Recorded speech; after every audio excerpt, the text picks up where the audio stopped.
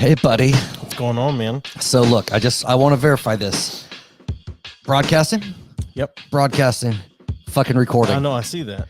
And I usually fuck up almost every goddamn time, but maybe I didn't fuck up this time. We'll see. I'm going to pop the banner up with our number since we didn't take any calls or texts last week. Right. Because of our fucking badass guest. We'll talk about that in a second, but for now, what are we drinking, biatch? As advertised last week, we were drinking El Mayor Tequila. Tequila Blanco, 100% de agave azul, a product of Mexico.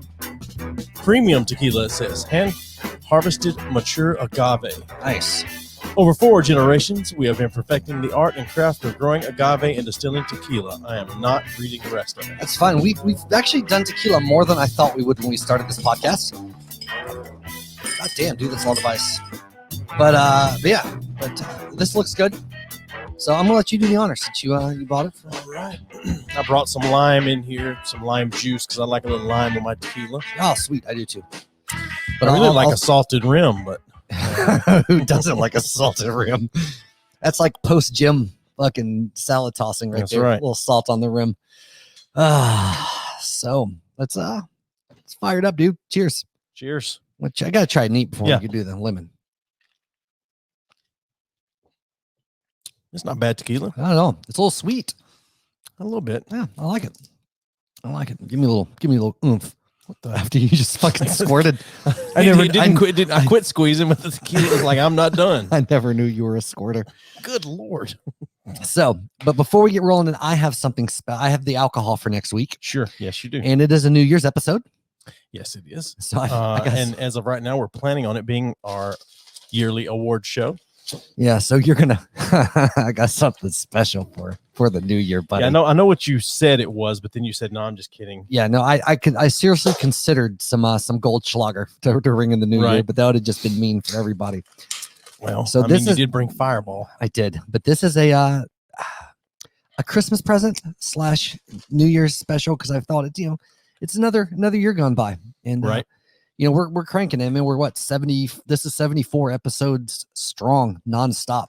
Right. So, I got a 15-year red breast. Oh, look at you! For next week. Look at you. It's still not the fancy ass fucking 20, but so. I mean, this will be our first full calendar year of podcasting. Yep. So I want to do something special. Nice. So it's the 15 year. 15. So if you don't want to shell out, I had got Christmas cash. So sure. I put down a little extra, but I want to look at the bottle. Yeah, it's pretty. But so I got that because it's a year. It's a special occasion. If we make it one more full year, I might get us the 20 year. Ooh. But isn't that beautiful? Yes. You've had the 15, haven't you? I think I had it in Germany. No, that was Tullamore. So we've had red breast on here before. I think 12. Mm-hmm. This is my favorite that I've had. I haven't had the 18 or 20 year.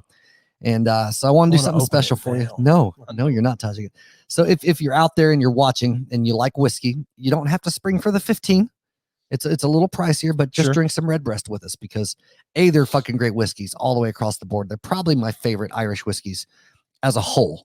I prefer just for, chill drinking, a little Tullamore is probably my favorite, even though the Whistler last week was not fucking bad. And they shouted us out on the old Instagram. Yes, they did.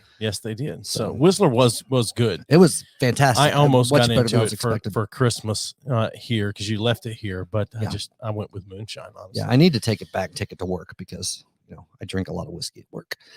But anyway, if you haven't listened to last week's episode, it's one of my favorites that we've done, and we'll get into the whole award shit. But it was Will Willis, the ex-host from Fortune Fire. Just a fucking fun as shit episode. Especially if you're a fan of ranting and patriotism, he was all about that shit. But he's a vet, ex-ranger, pararescue, and all that shit. But anyway, it was a good time. I thought while you're dicking with Instagram over here. I'm trying. I know what you're doing over there. I gotta post the phone number. Why didn't you have that ready before we fucking started? I was on my game tonight. Well, so I can't post in the live video until the live video starts. That's fair, but you could have had it. Yeah. Put it in your notepad. Put a format, copy, paste that. Oh, shit. So how was your Christmas? Uneventful. Yeah? Did you guys end up going out of town? No, we did not. Well, God damn it. I could have had you watch Margot. I wouldn't have had to rent a fucking minivan. We talked last week about how you could have used one of my vehicles instead of renting a van because we weren't going anywhere. Oh yeah, I forgot about that. Well, Anyway, rented a van, went down. Yeah. It wasn't bad actually because I went full asshole this time, and I actually made my stand. So we're not staying later. This is where we're coming. I'm basically doing you fuckers a favor, right? And it worked out pretty well. And then we got back before the fucking bottom fell out and shit froze over here in Knoxville. So, did the podcast come up? No. Interesting. No. It came with my dad only because I told him that we had Will Willis on. He was like, no shit. So he didn't watch? No. Thanks for the support. No, he doesn't watch anymore. He's lost the links to it and shit, I think. But, of course. But I don't want to give them back out again because of all the shit that happened the last time. Clearly, he can't be trusted with links. Yeah. So, well, actually, it was my sister, I think. I think how it went down, reading between the lines. Yep. And he might have gotten a little offended over it or something. Anyway, bottom line, he was telling my sister about it and told her, you might like it. It's pretty funny, blah, blah, blah, blah, blah. And then she listened to it and I guess got a little ass hurt. And then, of course, so on and so forth. But then decided that my 80-year-old grandmother needed to see it and set her up. And then showed her my personal Instagram as well, which I have set to private. Nice. Because my grandmother was like, I saw that Insta thing you had. And I was like, how the fuck did you see my Instagram? You don't even know how to download fucking Instagram on your goddamn phone. As my sister. Right. Whatever. Which is some really like sideways fucking shit, I think. But yeah. Whatever. But what I'm doing now, and they don't like it, is I'm not allowing the kids to stay with them without me there. Because I can't trust them. That's funny. Which is part of it's true. Like I could see them be like, have you heard what your daddy said about you? Yeah. Like, and when they're older, they can hear, they can get it and understand. Sure. But like right now, my daughter's 12. She would be fucking soul crushed if she heard some of the shit I said on here. I think possibly, yes. Yeah, well, possibly 1000%. My Jude has gotten to her though, because like it's been a little while, but I had to talk to them about the whole bipolar thing, and because they were asking me why I took medicine, because I can take it in the morning and night. And I kind of explained it to him, and like now from time to time, just randomly, he hasn't said this shit. It's been a few months, maybe even a year ago, we had to talk, and he was sitting there, goes, Dad, he goes, I finally figured out why you have really weird looking thumbs. And I was like, okay. He was like, because of your weird brain disease. I was like, so that's everything. Jesus. Now he was like, Dad, are you fat because of your weird brain disease? Speaking of, my sister calls me on FaceTime Thursday night, with my niece. I took a big swallow. Yeah, my niece wanted to call FaceTime and tell me about Santa was coming and all that jazz. Yeah. To which I know I'm right here. Yep, any minute now. Yeah. No, she which she said Santa was bringing whatever, and I said, oh really? So Santa's coming? Because my sister had always said she wasn't going to teach her kids Santa. Right. She just, when she found out Santa wasn't real, she said like it felt to her like she had just been lied to for a long time. Right. Like I don't think most kids feel that way, but whatever. And so anyway, I said something about Santa, and my sister says, yeah, we've learned that with preschool and everything, it's unavoidable. So we're just kind of going with it. Yeah. So anyway, but the thing is, it's not unavoidable. You could absolutely 100% have your kid be the kid that ruins Christmas. My youngest sister went to school and told everyone that Santa wasn't real. Yeah, in that's kindergarten. Awesome to me. And got into a little bit of trouble for it. No, it's like you be the fucking bringer of truth in your world. Bringer of truth. No, like we talked about this. Right. I didn't want to do Santa Claus with my kids, but their mom insisted, and then of course my parents and shit. But so I went along with it, really just because I didn't have a choice. I was outnumbered, and I could have been like the lone fucking asshole, but like because I thought it would be great for my fucking kid in preschool be like, what the fuck are you talking about, Santa Claus? That shit's not real. And just ruin. Because people look at that as such a bad thing, and I get the magic of Christmas, blah blah blah blah blah. Yeah, I mean, for me, it's like if you want to teach your kids it's not Santa Claus, that's fine, but don't teach them to ruin it for other kids. Right. But my point being, though, it's funny when they do. No, but what I'm saying is people look at that as one of the worst things you could do. And I'm like, it's really not that bad. It's not nearly as bad as scaring them into heaven. Right. Which is what we love to do in the South. Right. Exactly. No, I think it's funny because my grandmother, when we were talking about this at one point, she was like, well, what about all the memories that you have of Christmas and Santa and this? And I was like, they would have the same happy memories of Christmas. And it's not like I'm going to beat them for Christmas because right. Except they would be grateful to me for doing it. Right. So I've heard it said before is like, don't tell kids that Santa Claus is doing, because what about kids from poor families and the parents can't afford to give them anything, and they think now have enough faith they've been good. Well, they think that now that they've been good this year, but they're still not getting anything, right? That whatever. And I'm like, okay, that let's also not put that kind of shit on, right? Bullshit. Let's not put that shit on other kids and families as well. But that was my whole thing, was like, they're not going to know the difference. Like, I had Santa Claus because you motherfuckers told me there was a Santa Claus, and you gave me shit. But if I still like have fun with them, they get present, whatever the fuck it is, like, where it comes from doesn't fucking matter. Right. And they could not understand that concept. Like, to them, we had good Christmases because we did Santa Claus. Not we had good Christmases because we had family time and blah, blah, blah, blah, blah, blah. Right. But I couldn't understand why they couldn't grasp that concept. Like, the only way to have Christmas is to have Santa Claus, which I don't know. Like, I mean, it's like Biden says, like, poor kids get just as much presents as white kids from Santa Claus. So, I mean, I don't know what the deal is, but no. I don't remember. I know that I was told that there was a Santa when I was young. Mm-hmm. I don't remember any of the talk of what Santa going to bring this year. Right. I want to tell Santa that this is what I want. I don't remember any of that. And I also don't remember finding out when I found out, probably when I had kids, when I found out there was no Santa Claus. Right. So I don't know. Like, oh shit, I didn't buy anything. God damn it. And I don't remember when it was that my kids found out that there was no Santa Claus. But I remember my stepmom when I was a young teenager talking about Santa Claus or whatever, which, at my dad's house, the youngest one of us is 6 years younger than I am. Right. So when I'm 12, he's 6, a 6-year-old could still, honestly, in reality, could believe in Santa Claus. But I can remember her saying, I don't believe in Santa Claus, and her telling us as teenagers, as young teenagers, well, if you don't believe in Santa Claus, then you don't get any gifts. So as a young teenager, I remember having to go, I hope Santa Claus brings me whatever, because I really think my stepmom might not have given us anything. Yeah, it's fucking crazy. But we also, and my parents think, or I shouldn't say my parents, some of my family think we're all for this, but we've never gone all out for the kids. Like, I usually get them each one thing. And that's gotten more expensive as they've gotten older, because I'm not spending $100 on a goddamn 4-year-old, because they're just as happy with a fucking dollar toy off the shelf as they are something. And I was still getting them something they liked, but I wasn't spending fucking $100, $200 on when they were kids. Like this year, but we've always done like one thing, like one decent thing that they've really wanted is usually what we do. My parents just put shit all over the place. But like this year, I got the kids TVs for the rooms, but I got them for less than $100 each. It was fucking sweet. Did you get the Walmart On special? No, I guess it was an Amazon deal. But anyways, like $89 a piece, HD TVs with the Roku and all that shit built in.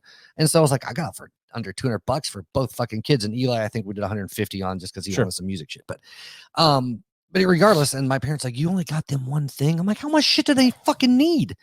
When I was growing up, it was like you had one big present. Right. Like my parents spent $100 ish on all of us. There were 5 of us at my dad's house. Right. And so you pick one thing, and like one year I wanted a Sony Discman. Right. Because when we went on vacation and shit, I want to be able to listen to my Smashing Pumpkins albums or my MXPX or whatever. Flat ass headphones that hurt your ears after like fucking hell. 15 minutes. Oh my God, they hurt so bad. And then we would get some small things, like just whatever. Like I remember one year me and Will got rubber band guns. Yeah. That probably cost $5 each. One of the best gifts we ever got. Yeah. We hurt each other so much with rubber band guns. And I did, and I say we get one thing. Like if there's some small shit, I'll throw it in, just for whatever. Right. But I've never been one to, I don't care about keeping it even. Like some people are like, I got to spend the same amount on this. And like, no, fuck that. Because my 16-year-old, or I can even say my fucking 10-year-old wants different shit than my fucking 5-year-old. Sure. And they're going to cost different amount. Like they don't know. They don't know how the fucking value of shit. Like My kid's a little older now, and they notice the price of things, but Jude still has no concept of how much fucking $50 is versus 100, other than it's a bigger number. Like that's his only concept of money. I mean, my wife has always been one, and I'm somewhat the same way when it came to our kids. Is like, it needs to be even, it needs to be equal and fair or whatever. I think that tends to be more of a mother thing, maybe, and maybe and even a grandmother thing. Yeah. But I found out last night that my mother-in-law gives everyone on my wife's side of the family, so all of my wife's aunts, uncles, my wife's cousins, their kids, she gives all of them a card with $50 in it. Yeah. And there's a shitload of them. All right. So she does that, and which is crazy to me, because like all of my aunts and uncles and cousins, for as long as I can remember, we didn't do gifts. Right. I buy my nieces and nephews a gift for the most. Well, no, I don't buy my niece and nephews shit. No, I don't. But I have before. But anyway, my wife's cousin, and I think one of her cousins occasionally listens, so I'm not going to use any names. But my wife's cousin, as soon as I tell the story, if he listens, he's going to know who I'm talking about. I'm not talking about him. Anyway, I'm not talking about him for sure. But one of my wife's cousins has a girlfriend that she's been dating, I don't know, a couple of months. Mm-hmm. She sent my mother-in-law a message, Facebook text message, I don't know, that said, my girlfriend so-and-so has 3 kids, and all 4 of them are going to be at Christmas, and I expect them to get the same thing, the same gift, the same thing as my daughter, her daughter. Like, so she has a daughter as well as and that's what my wife and I was like, the audacity, the gall, right. Jesus Christ. I could understand a little more if they were married and they were their kids, or if they had been dating over a year. No, I could understand that at that point. Yeah. Cause they do a lot of shit together. I get that. But until you're fucking family, then no. Yeah. That's how I look at that shit anyway. But still, that's some fucking balls to say this shit. It is. Like, I have taken issue a couple times and had a discussion. My parents have always been good, but like after Amanda and I got married with Eli, he's kind of gotten the dick end of a few things just because he's not one of their grandkids. I'm like, no, he's one of my kids. Yeah. Like, he gets the same fucking treatment. Like, I don't give a shit. And like my grandmother was having some issue this time around because I was say we're leaving Christmas Eve because Eli had to work Christmas Day. Yeah. And it's our new house. We're spending the fucking Christmas together. Sure. And she started saying, well, why don't you just let Eli go home? And I was like, what? She was like, well, nothing. I was like, yeah, I'm not going to send him back to work. So the kids are like, that's not how this works. Grandma, I'm going to talk about this shit on the podcast. I was like, no, we're a family, right? We do this shit, whatever. And yeah, exactly. Anyway. Well, that's like my sons didn't come over for Christmas because, well, and I can put it out there now, but so my daughter had COVID, right? And she was released by the health department or whatever to go back to work. They let her out of her cage, right? And she's been back working and in the world for a week now, ish. That's 6 days, but anyway, and so my wife and I are supposed to technically quarantine for 10 days past her exposure. Now, we have rules for work, and I followed all of those rules. I stayed away from my daughter here. I mean, we have this separate apartment down here and all that shit. But so I have one son who don't give a shit about COVID. Like, he's been exposed so many times and not gotten it yet that he's like, I don't know if he thinks he's just invincible or if he really just doesn't care. I don't know. But then I have another son that, well, you were here. We were laying floor last weekend, and he wouldn't come to the sliding door because we were at the door. The door was closed, and he wouldn't drop the stuff off for my wife because we were there, and he's afraid COVID may go through the glass door and get as him. It does. Sure. Well, he was within 6 feet. Yeah. If we had stayed 6 feet back from the door, COVID would have been like, fuck, 6 feet. Right. But it's so funny. The whole COVID, I don't know. But it's fucking. It's one of those weird things. Like there's a lot of stuff thrown out as science that's not science. I'm a person that believes it is 100% a real virus that people really do get, and some people have died from it. If you fall within a certain age range and you are a healthy person, the chances of you dying from it are so slim. Right. Like, you have a better chance of really dying in a car wreck, probably. But regardless, whatever, you have to do what you feel right and safe for you and your family. For sure. And that is, you're right. And I believe in that 100%. So my boys didn't come over for Christmas because of that. And so they're going to come over, I don't know, the 30th or the 2nd or something. I don't know. Mm-hmm. And so I've said something to my wife earlier. I said, when you want to take the tree down? She said, once all 3 of the kids get to come here and do Christmas, then we'll take the tree down. I'm like, that's what I figured. And I'm fine with that, whatever. But my daughter got up yesterday morning and we gave her presents and we hung around for a little while and I gave my wife some presents. It's kind of like congratulations for fucking surviving COVID. Sure. You immunocompromised child. What's it interesting?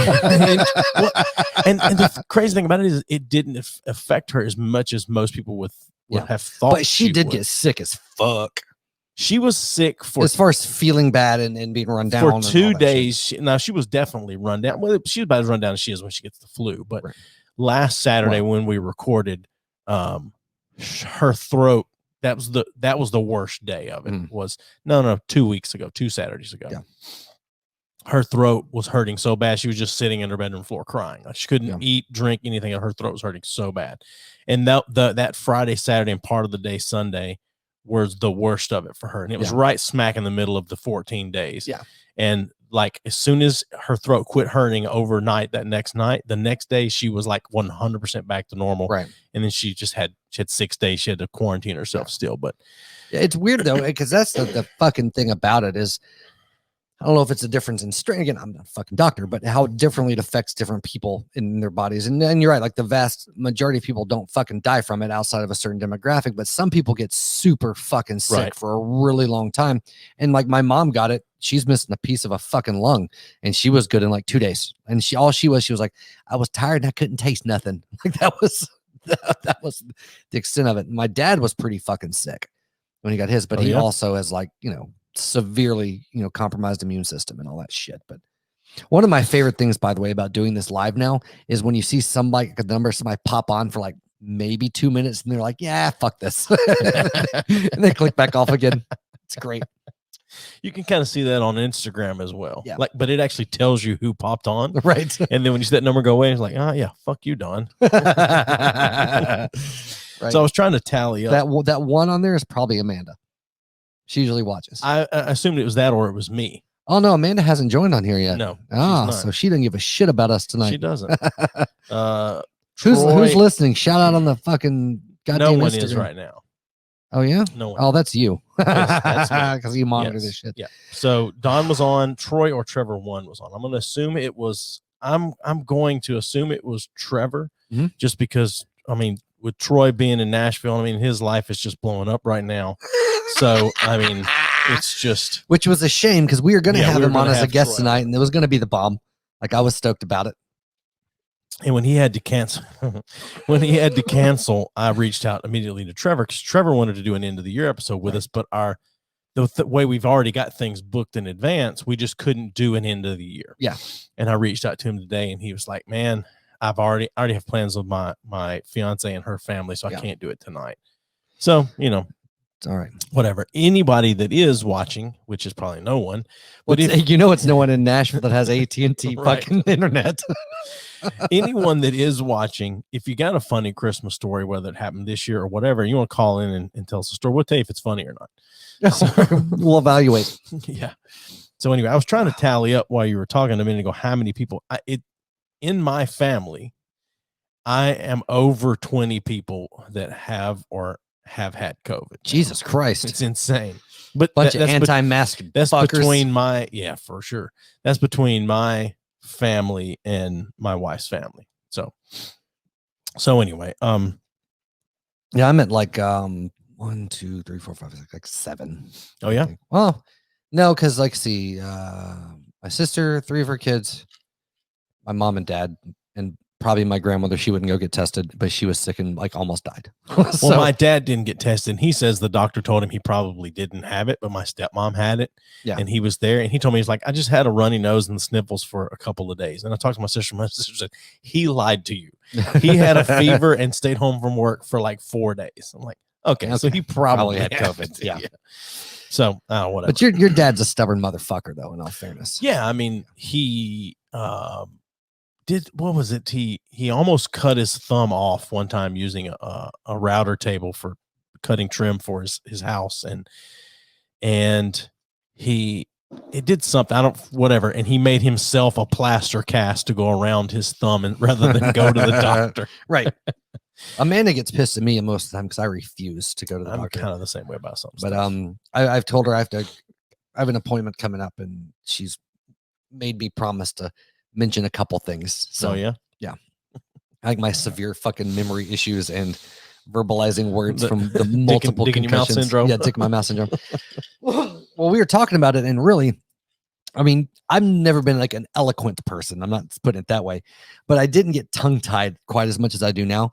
But I also have like my vocabulary has dropped off a lot. And well, Sure. Do you remember?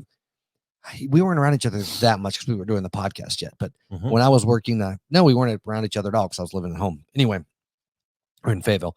But I cracked my skull on that fucking rafter, and I had a stutter for 4 goddamn months almost.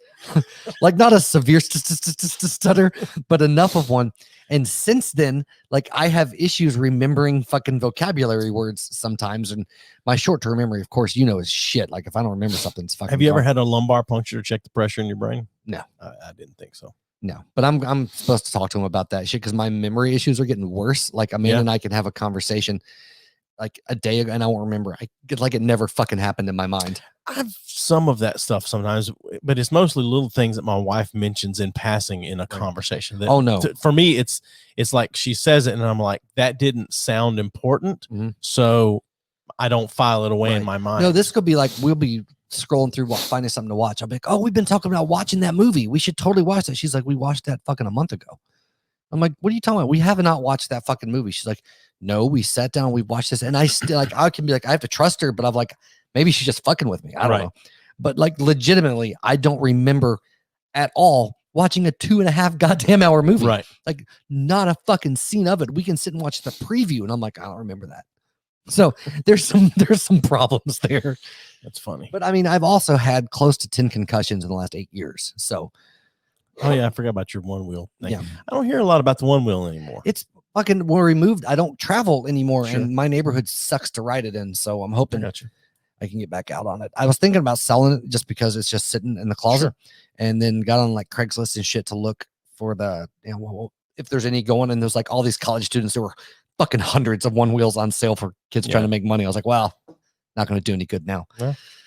I know a guy who's interested in it, but I don't know that he'd ever buy one. I really don't want to sell it, but it's just sitting there. You know what I mean? But I love it so much, but I just don't have time, especially now that I'm working like 60 hours a week. Like I'm not going to go to the Greenway after work and go ride it around. I have other shit to do. You should just ride it around your house. When you're doing shit at home, just ride it around the house. Fucking holes in the wall and shit all over the place. Amanda would love that. Oh god! So a bomb went off yesterday in Nashville. Hold on a minute. Hold on. I got one thing before we do that because we got sidetracked talking about Santa Claus. Oh, sorry. My sister FaceTimes me with my niece. Oh yeah, right. Back to that. And my niece is talking to me, and then she says something about you can come to my house for Christmas. I said, well, we're not going anywhere for Christmas. You can come to my house for Christmas. She says, I said, no, I can't right now because people are sick or whatever. And she said, well, I can come to your house. And then I said, yeah, you can come to my house sometime. And she said, that fat man that eats kids isn't going to be there. I said, well, he will be one day. But that's I like forever. I like that I'm forever the fat guy that eats kids. That's fucking awesome. Yeah. So, all right. A bomb went off in Nashville. If I was going to be known for anything in this world, it would be the fucking fat guy who eats kids. Shit's awesome. Yeah, dude, the more as shit has come out about it, it's the weirdest fucking shit in the world. So I've seen some conspiracies already floating out there behind it. Well, my wife is big time into it because she wishes that she had been able to get involved with TBI or the FBI or something when she was of age to be able to do that kind of thing and do, what is that one? There's a TV show. It's like CSI. No, it may be CSI. Bones. No, it's FBI. It's a behavior unit. Okay. But anyway, I can't think of what it's called. Law and Order. No. SVU. Jesus Christ. Anyway, she would have loved to have gotten involved in like the behavior analysis of crime and things like that. But anyway, Dexter, that's what it was. Oh, no, just kidding. Okay, I was like, that still doesn't make sense, No, but it okay. doesn't, but no. Anyway, so she's really been following the investigation and things like that pretty closely, and she's forming some thoughts and opinions on it. But she was telling me earlier that they found some remains with the wreckage, and they're not sure yet if that is someone that let themselves get blown up or if that was a victim of it. Yeah, or maybe somebody just dropped something. Could have been. Could have been. It was an interesting thing because at first there was like no victims. This bomb went off, and the RV that the bomb was in was announcing right. Well, that was later the came area. out. Yeah, yeah. But I'm just saying, like, it's interesting. It's like somebody's trying to send a message about something, and they don't want to physically hurt people. So that's how it sounds anyway. Right. When you're gonna blow something up and you warn everyone to get away before you blow it up. I don't know. It's an interesting thing. Yeah, it is. Well, some people they investigate as far as the news stories goes. Right. You know, they're saying that they believe it might have been an attack on the AT&T building to try to disrupt networks for whatever fucking reason. They don't know why, you know, blah, blah, blah, because of the location. And then a couple of the theories out there are the fact that some of those buildings, there's a couple developers that have been wanting to build in that area, but because the buildings are historically protected, they can't do anything with them. Right. And if they cause enough damage, they would have to get demolished and they'd be able to buy the property. So that's another running theory that I've heard. And either way, it's fucking weird. Like, it's awesome, but it's weird. Well, one of my thoughts was, ooh, this is a great lead up to like a heist thing where they're trying to shut down communications, get all the people, and now they're going to go rob a bank. As soon as I was reading on it and it said about taking down communications with the AT&T building, I was like, ooh, heist. Yeah, like, that's some Italian job shit. I love heist shit. Yeah. I love a good heist movie. Yeah, like right now, I'm waiting on him to come back and be like, oh, there is some fucking hidden underground vault that nobody knew about in Nashville, and they fucking cleaned it out. Like, I'm like, oh yeah. I mean, I don't know. I love a good heist, even though like Ocean's 11 remake was a decent heist movie. Right. Ocean's 12 is all right. Ocean's 13 was better than Ocean's 12, but it wasn't that great. But I can still watch any of those movies at any time. I love a heist movie. Yeah. Italian Job, love it. Is a great. I mean, the remake is good. It was very good for its time. I would say that. But even with the original, though, I mean, but all of those heist movies, I love. That's a bucket list thing for me. Be in a heist. Doesn't matter what part. I don't know. I don't care if I'm the lookout, from the wheelman. I don't care if I'm a second story guy. I don't care. I just want to be part of heist. Maybe I'm the financier. Maybe I'm Elliot Gould. You just want to be part of the. I just want to be part of the. You have the look for Elliot Gould, but yeah, I do. But yeah, it's so strange though. So strange. But I have to say, you do most of our social media. I get on every now and then with some random shit, usually more Instagram, occasional some out of my brain. But you threw out a tweet today that I was yesterday that I have to give you props for it. I channeled my inner fuck, I can't think of his name now. Keep going. Go ahead. Once you praise me, go ahead. Yeah. So anyway, I was just gonna say it was well played, because you sent me a screenshot of the guy that replied like, the best you could do is delete this. Yeah. And I was like, what are you talking about? I was like, what happened? And you're like, oh, a bomb just went off. And this was like, I looked at the timing. It was like an hour. Like within an hour. The tweet that I sent out was less than an hour from the news hitting. Yeah. Like, because Krista watches the news things, like the news feeds and stuff like that, and she's like, a bomb just went off in downtown. So I'm not going to give the tweet away. They should go follow us and check it out if you want to read it. But it was fucking outstanding. Like, so bravo to sir. Well, it was one of those rare instances, because I can craft witty tweets, but they're at someone's expense, and this is one I felt like really was at no one's expense, right? But was dark enough to be what our sense of humor is. Yeah, it was fantastic. Anthony Jeselnik, that's who I channeled. Jeselnik, yeah. He still has the best one. Oh, absolutely. The Boston bombing. That's the best one. Yeah. I feel like he would have been proud of that tweet though. And like Shark Party. That Shark Party episode of his show was fucking insane. Yeah, but that shit is anyway. It's so weird though. Like, people are really, I don't know. People get super upset about shit. And I can understand, like, if a bunch of people died, but I think they said last check was 3 people were injured, but nobody was critically injured. They just all went to the hospital. But yeah, it's such a weird story. It is an interesting, weird thing. Yeah. But yeah, I'm not following it, but I'm checking in on it every now and then. My wife is, so I hear about it, and I'm good with that. Yeah, they supposedly have found a person of interest. Yeah, I saw earlier, but they hadn't named any names or put any other. I was looking through Apple News at some other articles, and I just saw a headline that said Knoxville authorities making a move on a Nashville house or something like that. Yeah. Like, oh, this could be another shootout thing. Yeah, right. God, I hope to God that it's a white person though, because this could be bad. Like if you just make a move on a house and kill somebody and they're not white and you find out that they weren't involved in it. Oh yeah. Ooh.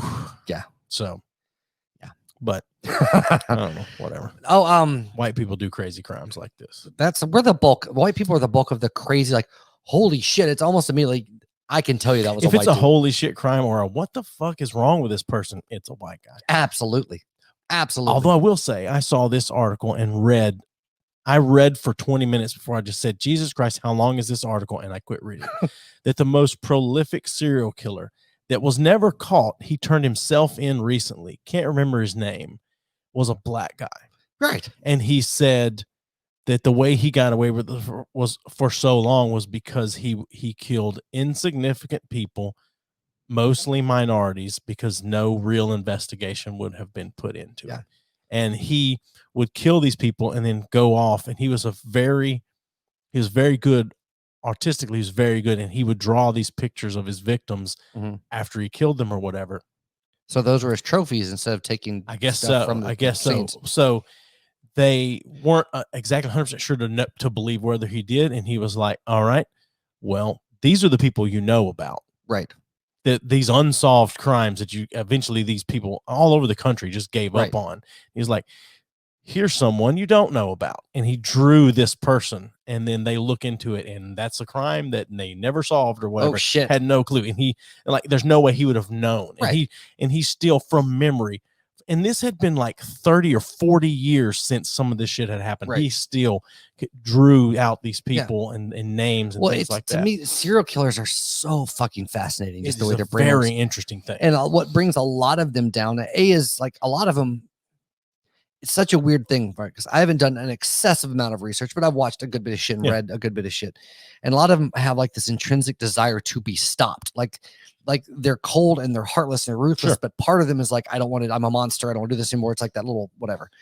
But a lot of them will get called as most serial killers take some type of trophy. Like that's part of their thing. And that's what gets a lot of them. But anyway, it's so I didn't realize like reading, and my numbers are probably off. I haven't read this in a long time, but like at any given time in the US, there's like 20 or 30 active serial killers going on. Well, it's interesting but serial also defines it more than like 3 people. Doesn't take a lot to be considered a serial killer, and I don't like the criteria. Right. To me, it's too open. Okay. Like it should be way more. Yeah. I mean, just because you kill 2 or 3 people with the same general thing, to me, that's not serial killer. Okay. And what is I'm playing devil's advocate a little bit. I'm not actually arguing. I'm just because technically, I mean, would just be like a multi-kill. Like, what would the label be? Like, at what point? It's one of those things. It's a little bit like the Senate was on porn with Larry Flint. It's like, I don't know, but I know it when I see it. I got you.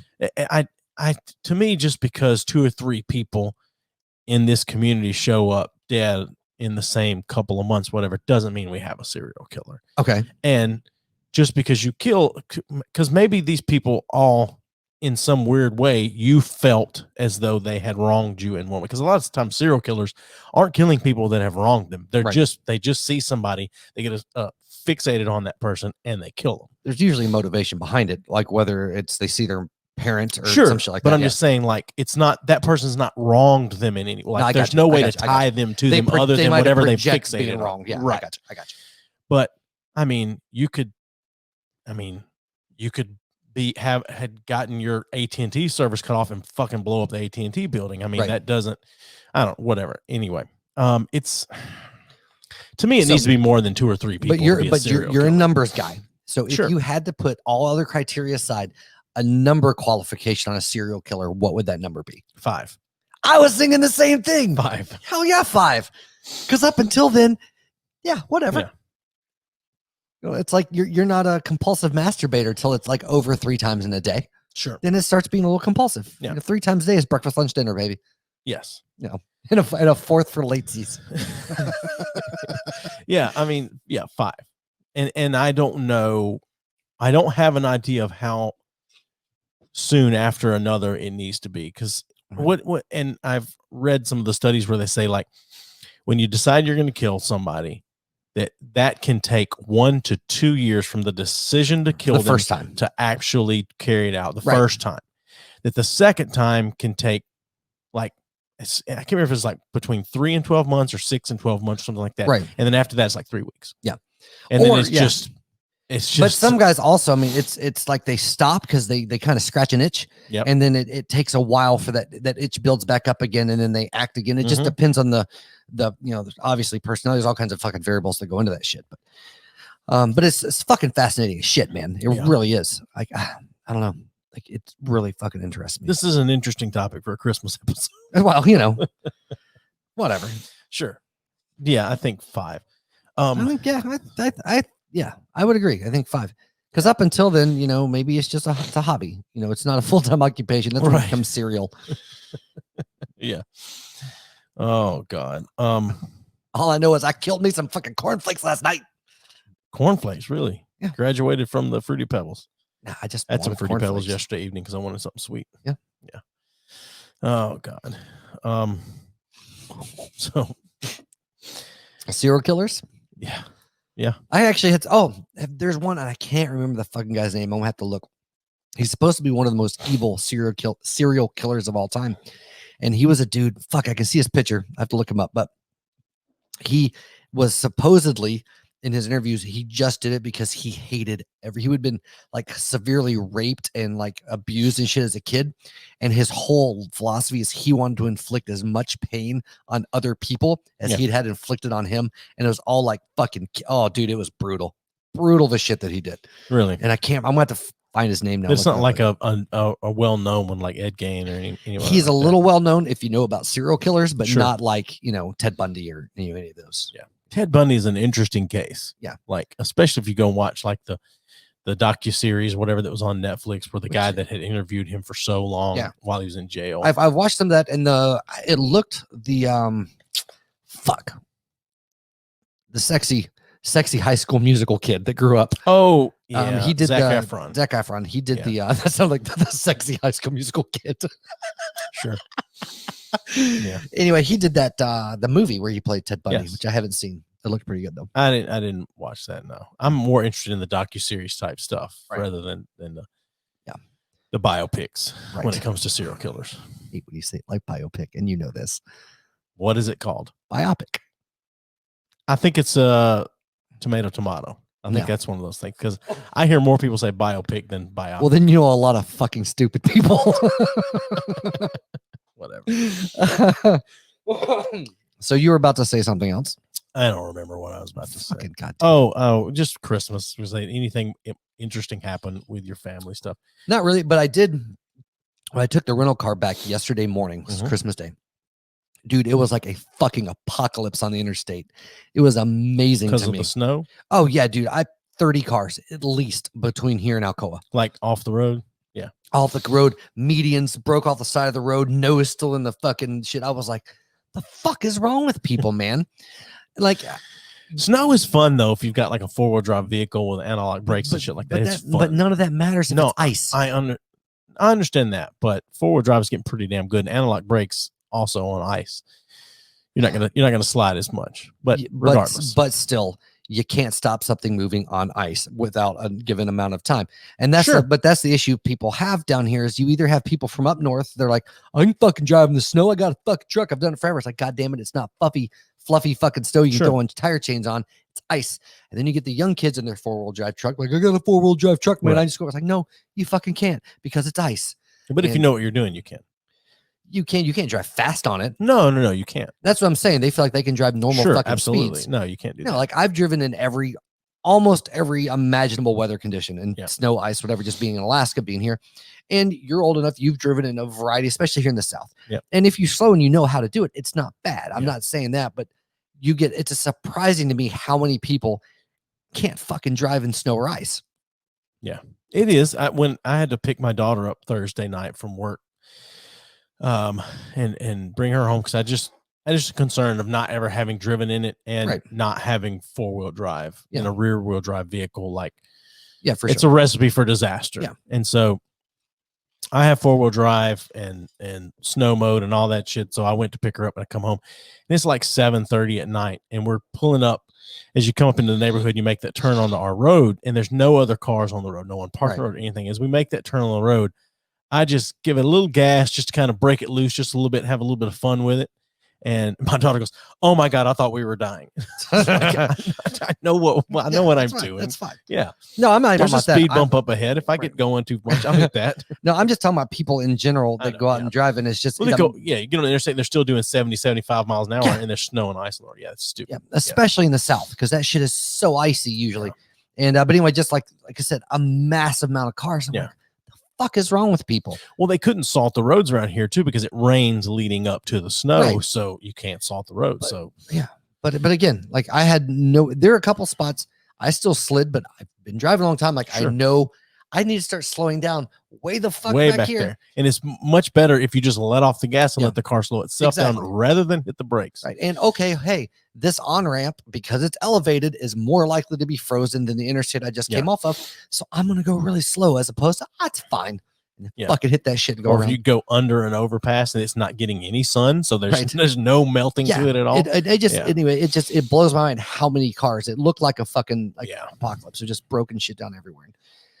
It infuriates me, because Broadway was a fucking train wreck. Oh yeah, I haven't been downtown. So my Broadway by my house. Yeah, I'm saying I haven't been like downtown. Okay, but anyway, so it was stupid, and people, I was like, you have to give time to stop. God damn it. Yes. And just people like cutting people off. And like I said, I tend to be pretty conservative if there's icy and shit. And I saw so many like almost wrecks and people sliding out in intersections and shit. And I'm like, dude, I've heard so many people just nail this speed bump out in front of my house coming through here. Well, the speed bump's frozen as fuck still. Like the rest of the road isn't like in patches. But when I was coming up over, I was like, oh shit, that's a big old patch of ice on that speed bump. I heard so many. I mean, about 1:30, 2 o'clock in the morning last night, as I'm getting ready to go to sleep. The lights are out, and I close my eyes, and all of a sudden I hear,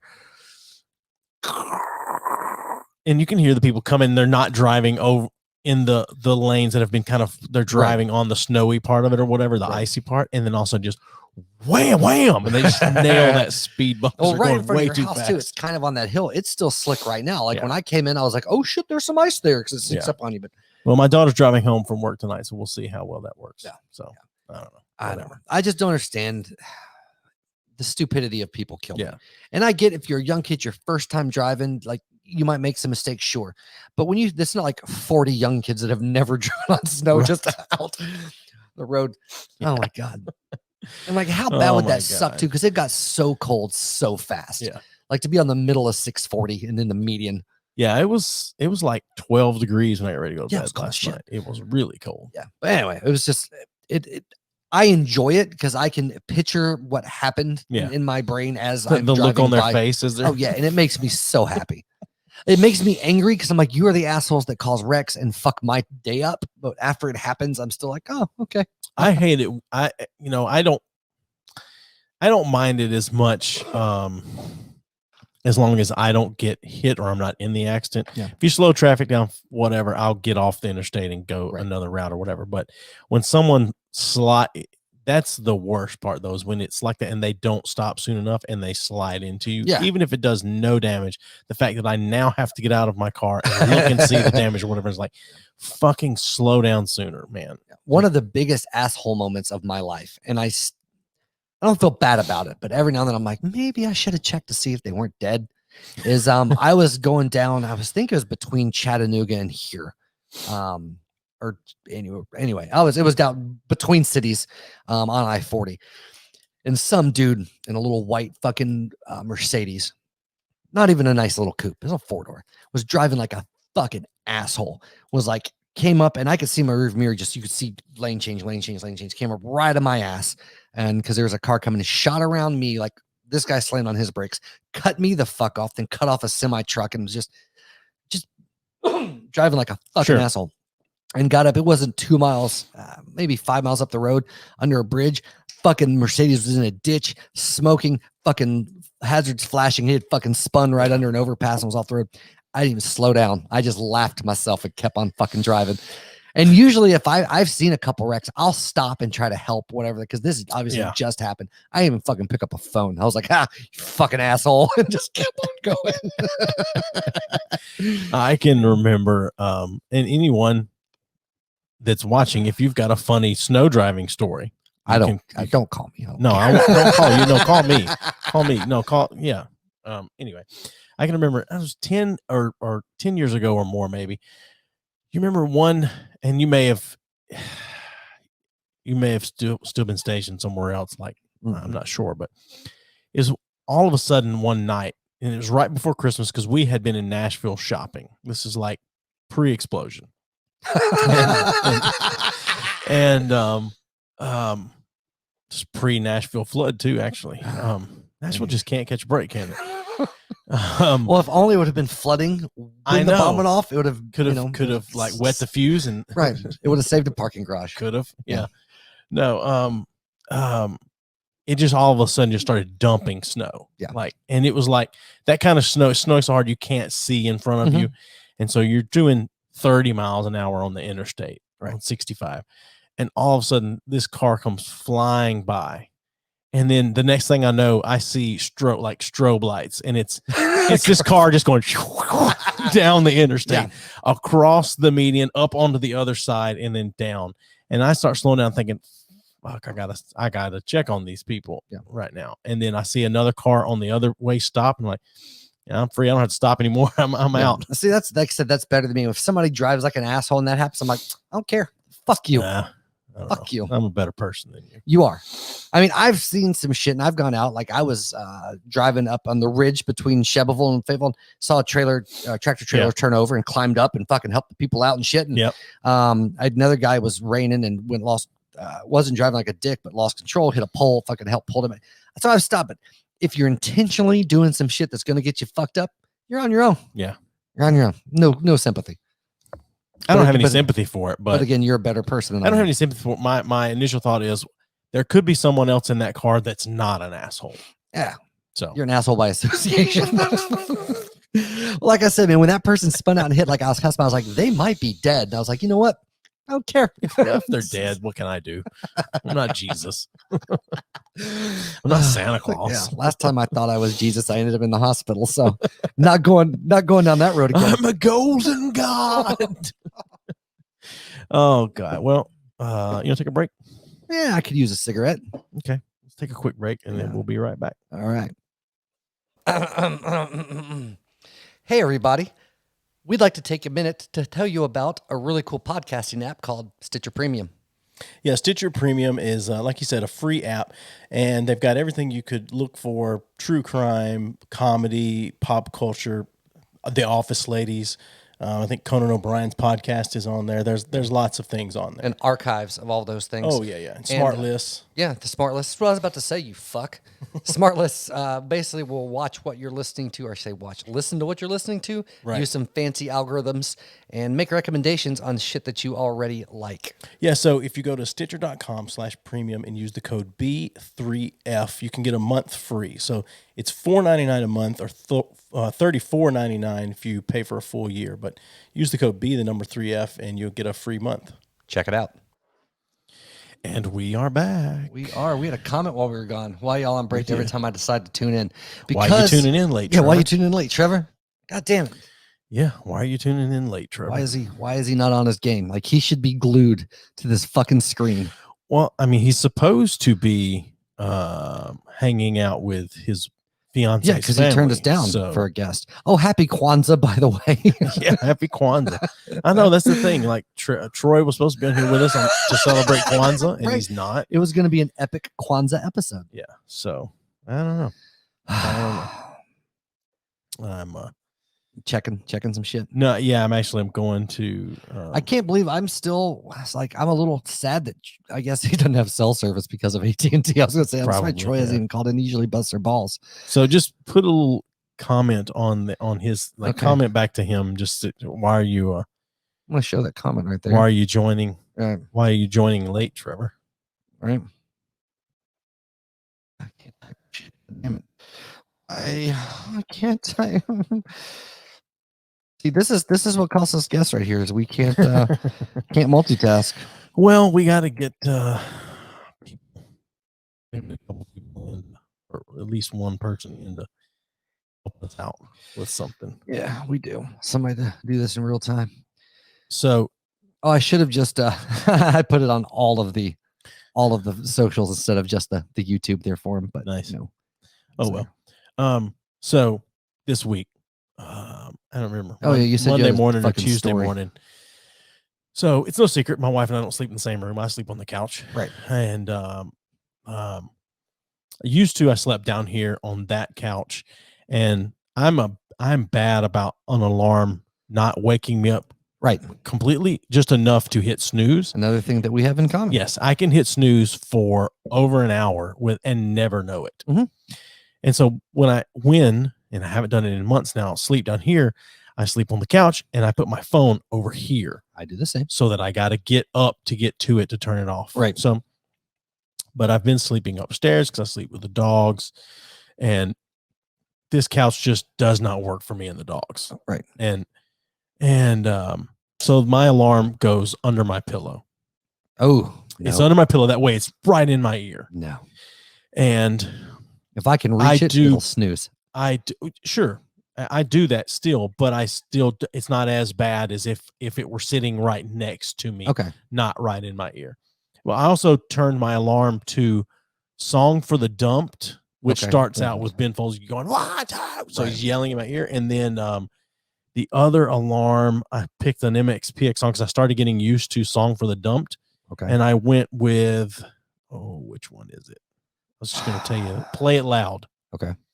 So anyway, my alarm's going off. I'm reaching under my pillow. My phone is sitting there like this. Mm-hmm. And all you got to do to hit snooze is hit the power button. Right. But if you're asleep, you're just hitting any button that you feel. Right. Or whatever. The alarm's going off. I'm hitting the button a couple of times. And then all of a sudden I hear half of a ring, and then it stops. Mm-hmm. And I'm still like almost completely asleep. And then I hear 911, what's your emergency? And that woke me up better than any alarm ever has. Right. That's and awesome. I grab my phone and I look at it, and it says connected to emergency 911. And I stick the phone up to my ear, and I went, "Hello?" And she goes, 911, what's your emergency? And I said, "I'm so sorry. I was trying to hit snooze on my alarm, and I guess I accidentally hit to call 911 by accident." She said, "No problem. You'd be surprised how often that happens. Have a good day," and hung up. My thought then went to, someone could have been with a gun to my head, and I could have said that. No cops come by to check on anything, drive by or anything. Which my wife said, you may not know that they may have sent a cop up to, if they sent a cop to drive by, he would have had to have come up to the road just next to our house. It looked peaceful, and then he left. Because I would have heard and seen headlights go by. Right. And no. So that'd be a waste of money. If you're ever trying to rob someone or hold them hostage, just tell them to say, "I hit snooze by accident. I called you instead of hitting snooze." Yeah, but that could work for there's a million excuses for what there is, but I'm just saying that worked great. Yeah. Oh, it's like my kid was fucking with my phone. I'm sorry. Yeah. Well, I mean, at 5:30 in the morning, that didn't quite work. It does if you have little fucking kids. My kids never got up at 5:30. Oh, dude, Lyric did all the time. Like 4:35, she'd come in and go, "Dad, it's morning." I was like, "Go the fuck to bed." My kids would get in our bed and lay there and stare at you. Now, they never did this to me, but I can't remember if it was my youngest son or my daughter. And my wife said that they would stare for a while, and she would just they'll eventually go to sleep, and she'd just keep her eyes closed. And then all of a sudden they would grab her eyelids and open her eyes. Yeah. I always hated that because I never let the kids sleep in the bed with me ever. Ever. I hate it. Never would. Sure. And my daughter, Lyric, when she was like 2, was really bad. I'd put her in her bed, and then she'd get up and come down and wake me up, whatever. I put her back in her bed, and then I'd fucking wake up like an hour and a half later, and she'd be like underneath me. So I'd get up and put her back in her bed. And but yeah, like a lot of people are like, why wouldn't you let your kids sleep with you? It's like, because I don't like fucking kids in my bed. Well, it's not just that, though, but if you let them do it all the time, they get used to it, and then that ends up being the thing. Like, right. Well, to me, it's a boundary thing too. It's like, mom and dad have their bed. You have your bed. This is where we sleep. If you're scared, you have a nightmare, come get me and I'll come put you back in bed, but you're not fucking sleeping with me. No. Yeah, we every once in a while, one of the kids would end up in the bed with us, and they would sleep in there, and that would be fine. But we never had to deal. We didn't deal a lot with him wanting to sleep in the bed with us that much. So. Well, like when Lyric was really little, like about the same time, like I was okay with her coming in like super, super early, and I would just get her in bed and like, go back to sleep, because she would sleep for another couple hours. But it wasn't like an all night, we're going to bed together. Right. Dude, my sister, up until like my parents finally made her quit sleeping in the bed or coming in there when she was like 9. And then even then they would let her put like a pallet down in the floor and sleep in it until she was like fucking 12. But I've always hated sharing a bed with somebody. Always hated it. Like when you go to over a friend's house, like for sleepover or something when you're younger, and I don't know if you have like, if they didn't have a couch, but when you're like, like a kid, and they'd be like, oh, you're gonna share it. No, fuck that. I'll sleep on the goddamn floor. Like I hated a lot of that. I remember I was going to sleep in the same bed. It's interesting. I was going to Texas with my grandfather one time. I remember this. I was like 12, 13, I don't know. And we had to get up at like fucking 3 or 4 in the morning. So he's like, well, we're just gonna stay in here in the bed and then we're gonna go. And I was like, no. I was like, I just want to sleep. He's like, I'm not making up another bed in the morning. Like, right. And they didn't have they had one of those old like living rooms that had like the hardwood floors and like the Victorian style furniture you couldn't sleep on and shit. Right. And I waited till he fell asleep, and then I like scooted down and slept on the floor and froze my ass off. But I hated it.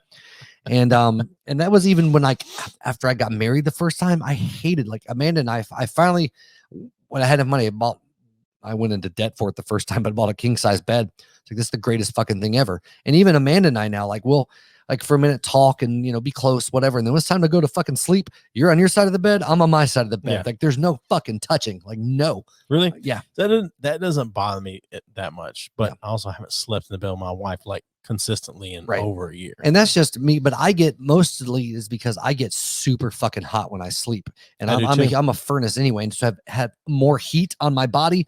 Yeah, that's and my wife sleeps with an electric heated blanket year round. Yeah, no.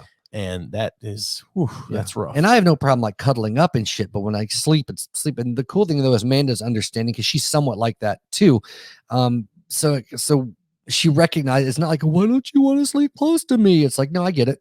Whatever. Yeah. And like if she's super cold, it's cold at night, we'll cuddle up. I'll wait till she gets warm. I'm like, okay, I'm rolling over and go to bed. But no, I hate my wife hates being rubbed on when she sleeps, and it's like a subconscious thing that I do without thinking. Like if I'm laying there with her, put my arm around her or whatever, it's natural for like my thumb or my hand to just kind of slip in, rub. yeah, for sure. Yeah.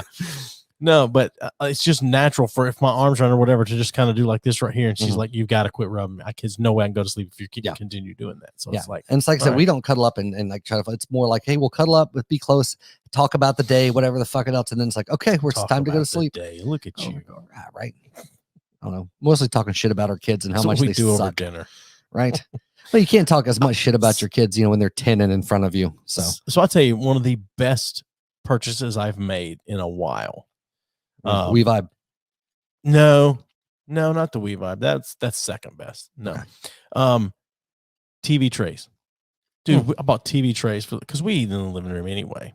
Right. And bought TV trays in our living room. It's the best thing I've bought in a long time. We've been eating in the living room for years and have never owned TV trays. Look at you. So like she would always just put her plate, either like set a pillow in her lap, like a couch pillow in her lap, and eat that way. And I would we have these quote decorative yellow stools, and I would slide one in front of me and set my plate on that. And I just one day I was like, fuck it. I was at the store and like, fuck it. I'm buying 2 TV trays, and I bought it. And like 2 days later, she said, this is the greatest thing you've ever bought for us. Ever. It's the greatest. Now it does suck because whenever I run the robot vacuum, second best thing I've ever bought, I have to pick the TV trays up out of the floor and put them which somewhere. Is a huge inconvenience. It's a huge, well, it's not just that though. Then I have to go around and get all the cords that people have, like phone chargers. Yeah. Because I'm a person that I have a phone charger that's the living room phone charger. It stays plugged up in the living room. I have an outlet with USB ports on it, and it's like that stays there. And so I have to go around and pick all of those up out of the floor so it doesn't suck the shit up and all that. But it is a big inconvenience. But once all that stuff is picked up, it's so great to not have to worry about running a broom or a vacuum around. I will say one of the perks of and I'm sure you can attest this, of getting fatter than I was, is I can kind of do this. If I'm sitting right, I can use the stomach table. You know, when you set like the bowl of cereal right here on the top of the gut. Yeah, just like that. It's convenience at its finest. If I'm playing a game or reading something on my phone, I can just set that on my chest, and it just sits there. I'd always thought, and it still makes me laugh. There's some book that I read, and it was either it wasn't Anne Frank's diaries. It was something along those lines. But it was you're welcome. But there's a character in it named it wasn't Anne Frank. It was something like that. It was Jewish Holocaust hiding out movie, but they had an uncle named Pickwick. Schindler's List? No, but an uncle named Pickwick. And like one of the things they specifically described about him in the book is he used his stomach as a table all the time. So I was think of that. There you go. Anyway. Oh, go ahead. I had something. Go ahead. No, go ahead. No, because mine is staying on the topic of the episode, and by all means. Mine was Christmas, actually. Mine was too. I had a thought. So hey, XXXmas.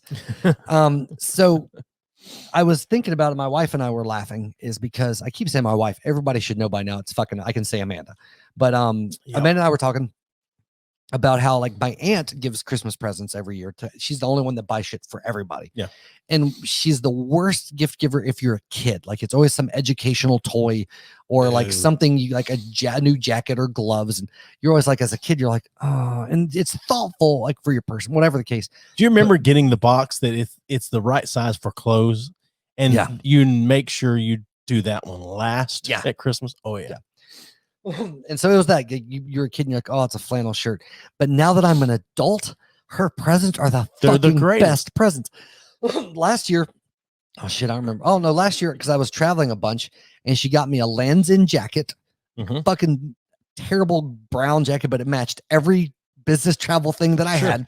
And like everything's from Lands End. They're big Lands End people. But like one of the dot bags, but it's got the hook on the back that folds up on the outside, shampoo, conditioner, all that shit. I was like, holy shit, this is the best thing I've ever gotten. This year, she got me a robe. I'm not a big robe guy. I have one that I wear every now and then. Is it a terry cloth robe, or is it more of the okay, hold on. So here's the thing. I had a cheap ass shitty like Walmart robe that just because I'm not a robe guy, but occasionally if I'm just like out of the shower and I'm just going to be laying around, I'll throw the robe on. You know, I usually wear sweatpants or shorts or whatever, but I got the robe. But I open it up and it's like a thick ass insulated with the hood, pockets, like this thick ass, nice warm. I was like, oh shit, smoking robe, motherfucker. It's the greatest thing ever. I want a smoking jacket. Yeah, smoking jacket. But this thing, it weighs like 20 pounds, but it's so fucking warm. I put that shit on and my jacket went on the porch this morning. It was a balmy 8 degrees. Yeah. And I was like, my Aunt Vicky's awesome. I bought Krista a robe a couple of years ago. I can't remember if it was Mother's Day or birthday or anniversary or what, but it's a white terry cloth robe, and then I had it monogrammed with her initials, and she loves that thing. And I am pro robe. But I'm pro robe. Yes, I'm probe. Yes, but if I ever were to have a robe, or someone was to ever give me a robe, I want terry cloth. I want it to be like a towel. Yeah, that same texture and feel and whatever. I like that. I don't see, and that's the thing, the silk robes or whatever. Silk robe, yeah. Sure. I just like you, I run hot. I run much hotter than you in general. Yeah. And so that silk robe is gonna, as I start to get hot and sweat, it's gonna start sticking to me or whatever. Oh yeah. But there's that other one that you see them a lot at Walmart, and it's that microfiber kind of. Fuck that. I fucking hate that as well. I want a terry cloth robe. I don't like the terry cloth because I don't like the texture of it. I love it. And I don't like. Well, you got to get the right pile. If I threw it on right when I got out of the shower, sure, but I don't. Like, to me, it's like I don't feel like putting on clothes, so I'm throwing on this robe. That's strictly what it is. And this is a very old man thing to do. Robe and house shoes. Like, I would do that all day long. Yeah. But I mean, like, and I don't wear them in the summer. Fuck that. It's way too goddamn hot. Sure. But like for some reason, like this robe, it's like the equivalent of like, how can I put it? It's almost like flannel lined, that type of material. So yeah, that's no, I don't want that. No, but again, it's not. I'm not wearing it all the time. Sure. It's just like if it's cold, I wear it to go smoke. Like that's what I wear it for, and it's fucking for winter time. but it'll be up after winter. Like I'll never wear it until next winter again. But for its purpose, it's the greatest fucking thing ever. I wish that it was a more acceptable or in to have smoking jackets. Yeah. Like I want one bad. Who cares? Get one. I will at some point. I've got a jacket that be could your be own man, considered not a who smoking society jacket. tells you to be. I mean, technically, this is a smoking jacket for me. I mean, it's just this corduroy. Well, flannel technically jacket. any jacket you were to smoke is a smoking jacket. Sure, but that serves Or the go. same purpose of a smoking jacket, as opposed to just a raincoat that I put on because it's cold or raining outside. Still a smoking jacket. No, I understand that, but Yeah. No, I know. regardless, You want to go all Hugh Hefner in this bitch. What did you get Amanda for Christmas? A house. Financial security. Yeah, no, we didn't a really kitchen to cook in. We didn't really do we usually Yes. I may phrase it. I usually tell her no, let's not do presents, and I end up getting her a present. But but I don't know. We just didn't do a lot. Like I don't remember what. We've reached a point in your life. If there's something you want, you can just go get it. Sure. Yeah. But there's a lot of shit. She won't buy shit for herself I'm usually. the same way. Yeah, I know. But that's why I married her. It's like marrying you. No, but like I will say we've had this conversation a little bit, but like I am one of the greatest gift givers on the planet, and I love doing that. So it's hard for me not to buy a Christmas gift, but yeah, I didn't this year. Like I legitimately didn't. We spent a little money here and there on just some shit like leading up to, but there wasn't like a surprise. Here you go, Christmas present this year for either one of us.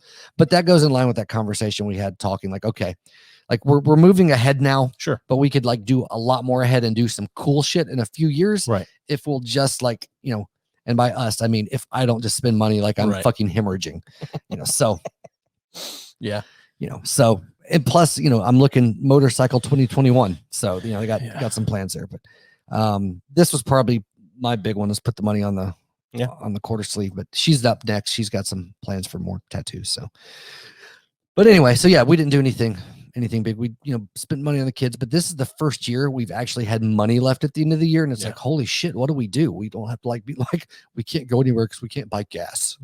So I saw a guy at a gas station a few weeks ago go in and say, I can't remember what it was, like 32 on pump 4, and then set 32 cents on the counter and went out to the pump and pumped 32 cents in gas and left. That's rough. I've been there though. I don't know that I've ever been. Maybe not 32. I've been like the $2 though. Like I need $2 in gas because whatever. But I've been at the point where $5 was all I felt like I could just put on. $5 to get me through a couple of days, and then I could probably find $5 and change somewhere else and get $5 more in gas. Yeah. I am still someone though that I feel like I heard my dog's bark. You did. Okay.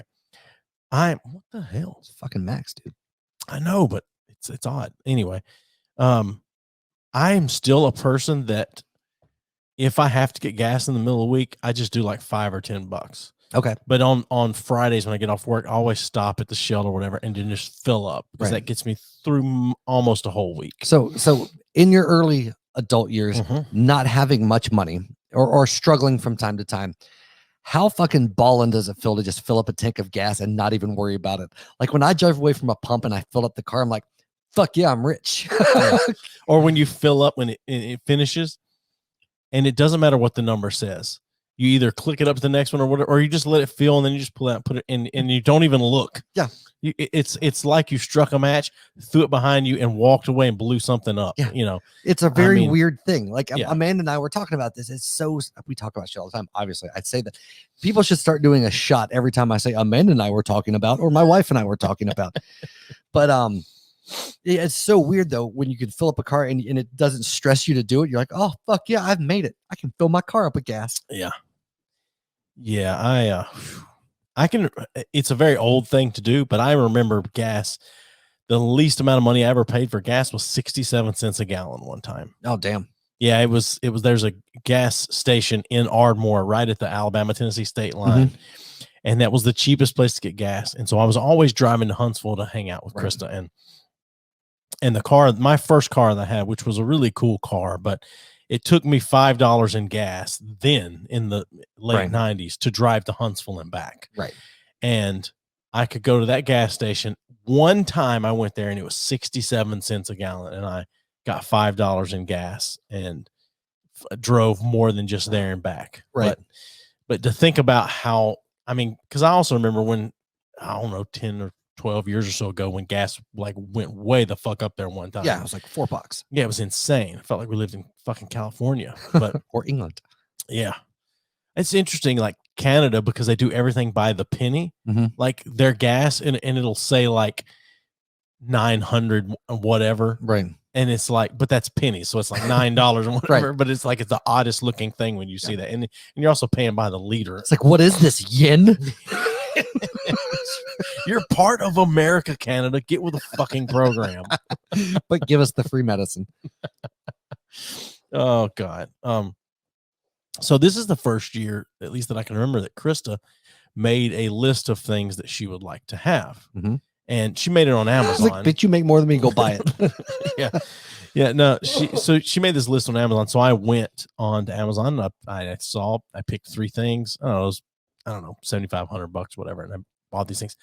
A acupressure like mat with a neck pillow thing that, and it's got these little plastic things. Oh, we have one. All of these spikes that you laid out. She opened it yesterday and she got it. The thing about it is she went on Amazon and saw a bunch of orders. She's like, what is this? And then she started looking and seeing what I got her for Christmas. Of course. So she knew what she was getting. But anyway, so I go to the mat. She laid on it for 10 or 15 minutes. She was like, that's actually enjoyable. I like that. And I said, I'm going to try that out. And so I laid down with a t-shirt and I was like, this doesn't feel right. So I took the t-shirt off and laid down. And as soon as I laid down, my entire back felt like it was on fire. Oh yeah, that's what they do. It felt like, and she said, I didn't have that experience. She said, I wonder if you're allergic to like plastic or whatever. Because when I was young, I was allergic to like, like the metal behind a button on jeans. Yeah. I would break out right there if that was against my skin. Like just metal just did that to me. It doesn't anymore. But my entire back just felt like immediately like it was on fire. Yeah. And which I said to her, I was like, I could make myself lay here and fight through this and then come out the other side. I do that with cold water in the shower in the mornings. And so I look at it a little differently. She looks at it as it's supposed to relieve some tension and things like that. But, go ahead. Sorry. For me, I look at it as more of a battle of will to not be uncomfortable. Right. I mean, that's the whole reason I do the cold shower in the morning. Okay. Do you know, but the thing is with that is the way it's made, because Amanda has one and I've used it, is all the spines are meant to it creates blood flow to your back. And I can imagine that. Yeah. So for most people, it's uncomfortable as fuck. It's supposed to be, but after you're on it, about a minute, that goes away. And then you do get the relief in the shit, because I'm the same way. As soon as I lay on it, dude, it's like somebody's just fucking holding my back under cinders or on top of cinders. Sure. And then it goes away and it's actually really fucking pleasant. Yeah. I can imagine that it is. But but you have to get through that part. Yeah. And you're not doing it right unless you pull your pants down and get the top just below the top of the ass crack on there to push to get the whole lower back and lay on it. It's fucking misery for the first, like I said, minute or two. And then it's like, oh, this is so good. Yeah. I'm sure I'll use it a little bit here and there. Yeah. But like I used to use it, Amanda's pretty regularly, and it helped a little bit with the back. Not so much. It didn't keep my back from hurting, but it would relieve, because I'd put a pillow under my knees, right, to kind of alleviate the pressure. Because if I lay flat, it's fucking murder on my back anywhere. But so I'd put the pillow under the knees and lay on it. And like I said, the first fucking minute was like, I hate this so much. And then it was like, okay. So you said, so laying on your back hurts. Laying flat. Yeah. Really. So yeah, I mean, I can see the flatness, because if I lay on my back, I will put something under my knees sometimes. But so a lot of people, because then it pushes the lower back down as opposed to having that arch. Yeah. A lot of people will say, well, my back hurts, so I lay on my stomach. That's the worst thing you can do for back pain. Like it feels comfortable, but when you're done with it, it's the worst thing. What I have found though is if I put a pillow down on the bed, like fucking old guys. We are old guys. If I lay a pillow down on the bed, and I'll lay face down on the pillow where it's under my hips, so I'm laying and I'm kind of arched like that. That takes all the pressure off, and that's fantastic. Yeah. But I can't lay flat, because then you're putting that pressure on. But that takes all the pressure off because I'm actually in an arch. And Amanda sometimes will come behind me and she'll rock my hips back and forth, and that motherfucker will just go quack, and it feels so good. And then it's immediately miserable again. But for like a brief second, it's like it doesn't hurt. It's so good. So good. So I got her that. Anyway, sorry. Yeah, I got her some burning sage. Shit smells awful. She hasn't burned any of it yet, but like I just opened the bag and smelled it. That shit smells Amanda awful. burn sage. Yeah. So I guess she's gonna start burning some sage around here, maybe. Yep. And she says I'm not allowed to smoke in the house. Yeah. And sage does smell way worse. I can imagine it does. But anyway, and then this set that had like the hard ball, like for like rolling your shoulder, like on a wall or whatever. It had a spiked ball, a smooth ball, a large foam roller, and then this handle with these rollers on it, like for rolling your muscles and stuff. She gets a lot of muscle pain with this medicine she takes. So she got a bunch of shit like that. Tell her just eat some nanners. You got cramps, eat nanners, baby. They used to tell us that shit playing football. Like eat some bananas before the game. Potassium, yeah. And then also tell us they also told us stupid shit like don't drink water while you're playing football, just rinse and spit. Yeah. Just rinse, just swish it around your mouth and spit it out. You drink too much water, you cramp up. I'm not sure that's quite how it works. Yeah. But they give us Gatorade. You can drink all the Gatorade you want. Because it has electrolytes. It's what plants crave. Fucking Florida. Oh, Jesus Christ. But no, I am bad. One of the things. Hey, Podcast Kingdom. Hey, Podcast Kingdom. I don't know any of your names or anything, but you should call in Podcast Kingdom. We wanna talk to you. But Amanda's like she'll forget because she likes going through Amazon and she forgets to make. So what she'll do is she'll be scrolling and she'll just put shit in the cart, and then usually we'll move it to like a wish list or whatever after the fact. But sometimes she'll forget. And if I'm going on Amazon, I'll see some shit in the cart, and depending on how much, what it is or whatever, I'll just fucking order that shit. And like she doesn't even know, has no idea. And then the thing comes in from Amazon, and this package, she's like, "Why did you do that? We didn't need to spend the money." I was like, "Good shit you wanted." Yeah. So that's what I'm really bad about. And so that's one of the things when we've talked about doing better financially, it's me not spending $100 on an Amazon cart. That it was just shit that she thought she might want to have at some point. Yeah. But Amanda and I are similar in that way. But that's why I get so much pussy. Is it? Yeah, keep that Amazon cart empty. Amazon cart empty and the pussy full. Well, she told me, she's like, I didn't know what, because she said, I saw things in the cart, like saved for later or whatever. She said, but like, I didn't know if that was stuff for you or if it was just stuff for the podcast or whatever. It's like, if it's for the podcast, it's for me.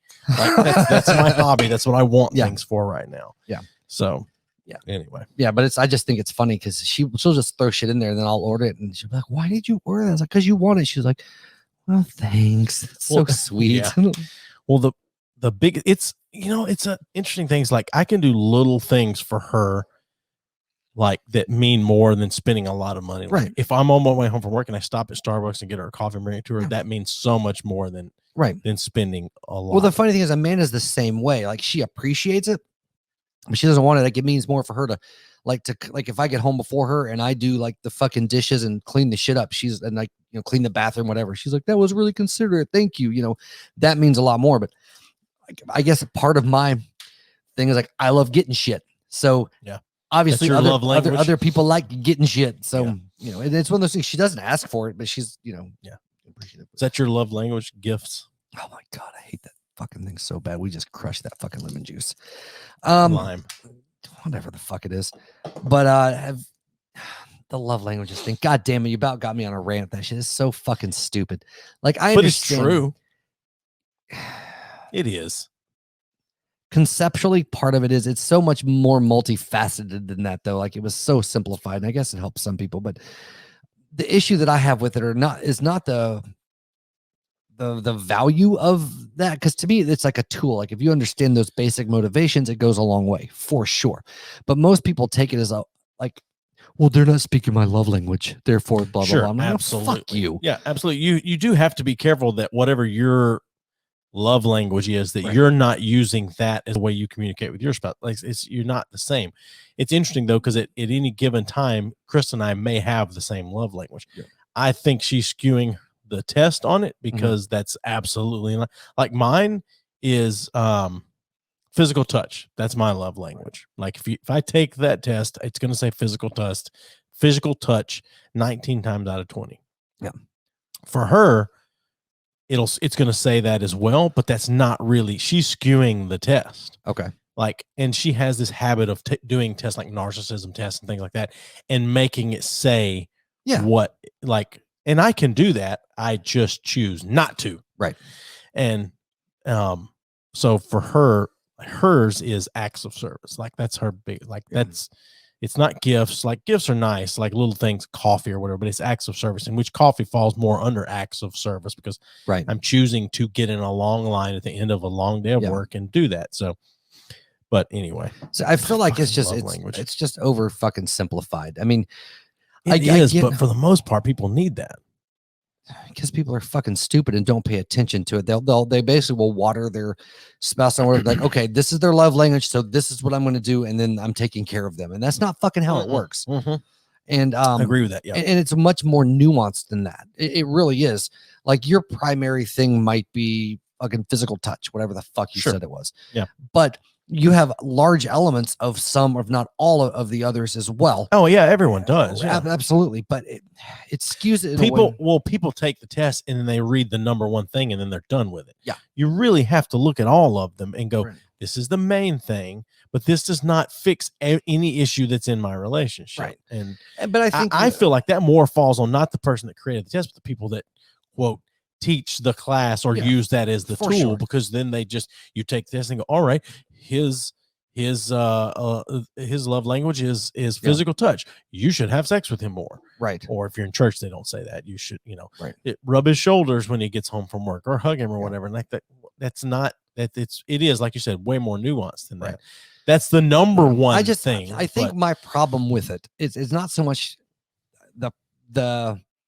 the thing is just it's how church uses that shit. Like it's such a that's what I was saying. I think your problem is the way it's used. It is. It absolutely is. And it's with any of those things, because it's somebody's made $1 billion fucking dollars off a stupid book catered to some bullshit for the church. And there's other secular books that cover the same types of things that I feel like are much more valuable, but it's used in this whole concept of this is how Christian people communicate their love to one another. Sure. Like, no, I don't completely disagree with you. So, but to me, a big part of it, I guess, it also annoys the shit out of me of things like that people need books to be considerate enough to read to find out how their spouse communicates or needs to be shown affection.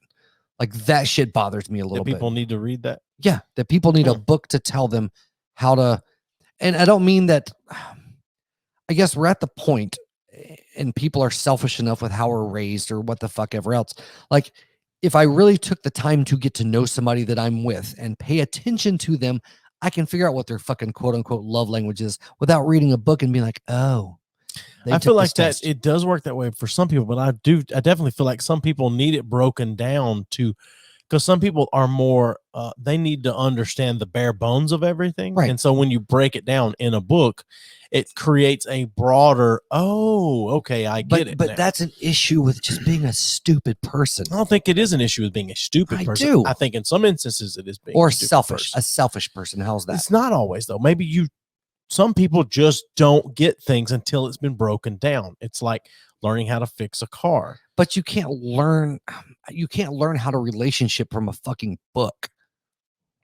No, you can't, but you can get information that you can then incorporate into, but I guess practice these things. I guess I don't look at a relationship or some shit like that as like fixing a car or fixing a thing. It's not a how-to manual, because people are much more fucking, I hate to keep using the term nuanced, but it's different. They are nuanced, but everyone, there is a finite way that people are nuanced.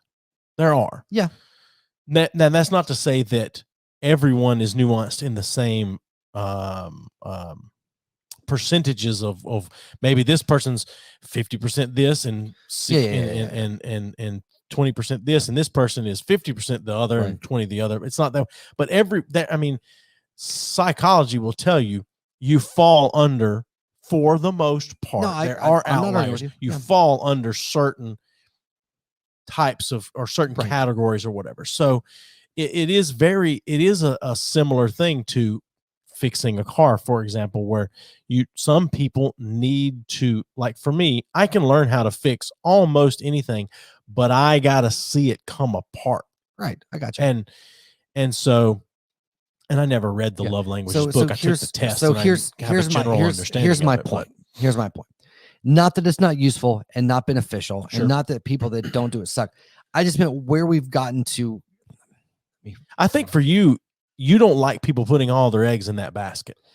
I think that's part of it, and people feeling like that is the end all be all. And if you read that and do that, that fixes any problems you have. And that's not the case. I think I just have an issue. Like, I don't have a problem with people reading and shit like that to understand better or to learn better or whatever. I have a hard time understanding, I guess, is how people can have be married to somebody for 10 years, read this book and be like, I had no idea that this is what meant something to you. It's like, you've never communicated with that fucking absolutely person, and that bothers me. Yes, but those books can help people communicate. I'm not arguing. It's just like the Love and Respect book that Emerson Eggerichs wrote. And I'm not arguing with that at all. Like, I get that they serve their purpose. Sure. I think what bothers me is that people need that to find that, as opposed to like caring about somebody that you're with enough. Because and I guess part of it too is like, I'm a fucking asshole.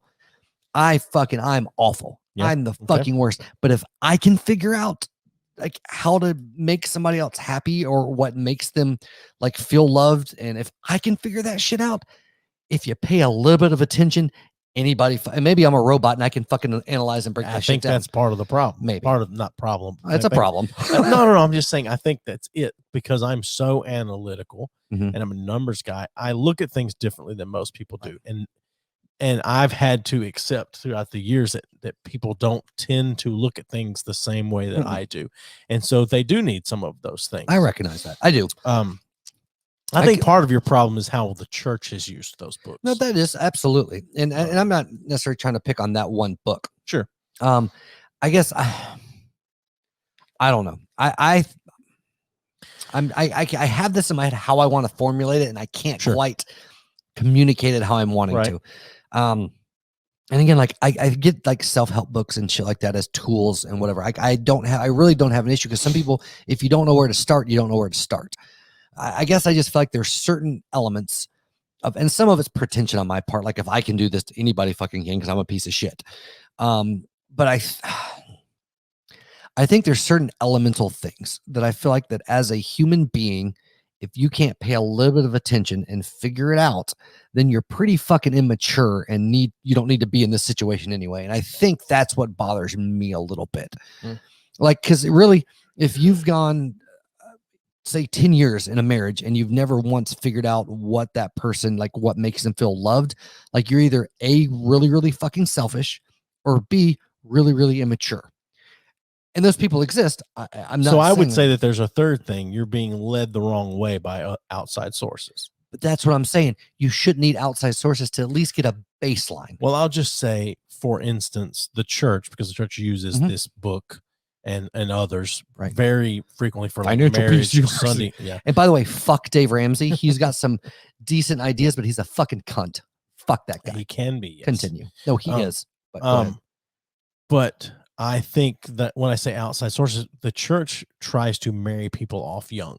I took a big old fist in the asshole from those motherfuckers. Well, we did as well. Yeah. I mean, granted, she was pregnant, but that was which wasn't in the asshole. Right. Well, I mean, I think some of it dribbled down. Maybe. Yeah. No. Call that the old Tokyo Drifter? Yes. That's it. Yeah. No, I think the church tries to marry people off young. Yeah. Because then you don't, this is all theory. Yeah. Not every church does this. Let me preface that not every church does this. Not every pastor or leader does this. There are some good leaders out there. Okay. Go ahead. Go. Continue. David Clayton, for instance. Okay. So, but anyway, in my experience, the church tries to marry people off young, because then you need the church to help you, because you're going to have problems in a marriage when you get married young. You don't understand what it's like. Okay. That's why I'm not opposed necessarily to people living together before they're married. Oh, yeah. Although once you're married, it is a completely different dynamic than living together and dating. But anyway, so the church tries to marry people off young, because then you really need to rely on the church. Right. And then if you get divorced, well, you just didn't have enough faith or whatever. Yeah, so I think that's a thing. Like these books, these couples need the church just like they need these books like that because of the way that they've been set up for failure from the start. And I think some of your issue with it stems from some of that types of stuff. But I agree with what you're saying, like that there's a lot of immaturity, but I think a lot of that immaturity stems from the way people have been pushed into marriage at a young age. Absolutely. I guess what bothers me, and we've all been there, like I didn't get a lot of this shit. Like I've read the book and I was like, oh, but that's when I was, 18, 19. If the book was marketed specifically towards people in brand new relationships, 18, 19 years old, I get it. Yeah, for sure. But even people that have been married for 30 or 40 years I mean, 40, 50 years ago when you got married, you didn't know that kind of shit. And you didn't do that kind of shit. There was the family dynamic was completely I get different. That. But even then, like take my grandparents, for example. They married young. They were married for fucking until my grandmother died, whatever. My grandfather was devastated. They didn't have all that bullshit. They whatever, but he knew her enough, no matter where their marriage originated, in spite of all their bullshit, they knew what worked for each other. And they did that because they paid attention, and maybe they learned some of that shit the hard way. Well, also the way they loved each other was completely different than the way people love each other now. That's the crux of it. That's the shit that pisses me off. Our current fucking fixation on love and emotion and how that shit is supposed to work. Fuck that.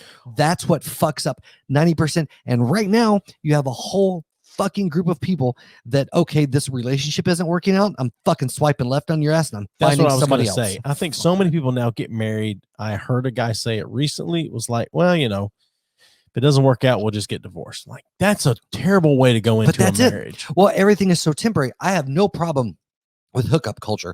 You want to be a chick and get all the dick you want? Fucking swipe a goddamn way.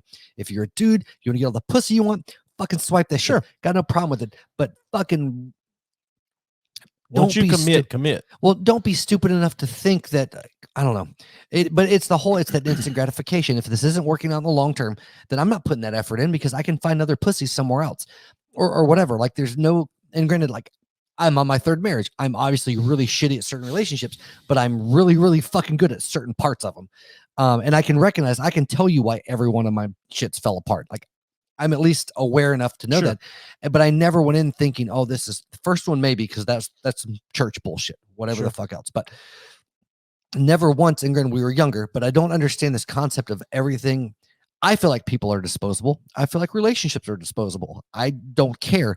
But if you're investing yourself into something with somebody else, like that shit is a little more permanent than just a fucking like 1 or 2 night type of thing. And people just aren't willing to put in that work. Like Amanda and I'm very fortunate. We get along really well and the shit's pretty fucking good for the most part, but it's not like anytime, hey, we have a problem. It's like, okay, we're just going to bounce from this shit.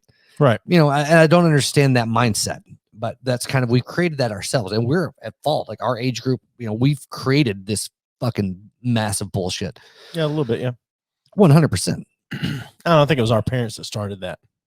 Well, then you could say their parents started it and their parents started it. Yeah. But I'm saying like our parents started that whole the coddling thing. Our parents started it. Our parents, maybe not so much, but that our generation. No, I got what you're saying. Yeah. So I would think it was, we just made it worse. See, I think here's been the step, right? Is you had a really strict generation coming out when our parents were born. And then you had the whole fucking, hippie movement, free love, all that shit that really changed like a cultural shift. It really was like in the 60s through the 70s. And then, but those kind of became the, the yuppies and all that shit. So then you had our generation come along. I consider us Generation X, even though we're technically fucking millennials, whatever. But the Gen X guys were like, I'm not going to be working for this shit. Like, I'm not going to be doing this. Like, I should be free. I should be creative. Yeah. Like, fuck the man. And they're kind of like what's Gen X is considered the forgotten generation, so to speak, because like everybody kind of glossed over whatever you like, that angsty, whatever. But the Gen Xers, which is us, I consider, or just before us, not our parents' depending age, on which site you look but not at, our parents' age, but our generation group. We're the ones that are like, you know what? I'm not going to make my kids live like these guys tried to make me live, working for the man. And we set that shit up. Like the cultural shift happened in the 60s and 70s, but that big be what you want to be, reach for the stars. You can believe in anything. If it doesn't work for you, do something else. Make it That's us, or that ballpark. A little bit, yeah.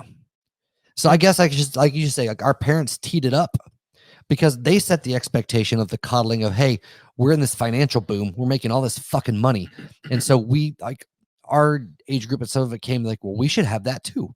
Like our parents had that. We don't see the other shit. I don't know. It was just this whole fucking downgrade, but we are the first, and you've learned this term. I hate it, but it's just true. The digital natives. And so we've kind of created this bubble of this existential accessibility to our fingertips, you know, and that's just progressed. I don't know, technology as a means of living as opposed to a tool for living. Sure. Ooh, that was a deep fucking quote. Put that shit on something. God damn it. Technology is a means of whatever, dude. That's a quote. That's a quote for the ages. Yeah. It's at the 46-minute mark on part 2. So we'll just, you know, I'll just pull out the excerpt. Sure. Anyway, but get off of that. Get off of that because I'm just yeah. Merry Christmas, everybody. I'm starting to talk in circles now because I'm getting mad. That's fine. But anyway, but next week, not that we have to wind down. It's going to be like our best of, you know, we have a full fucking 52 weeks to pull off of, or 51 weeks. Jesus Christ, yeah.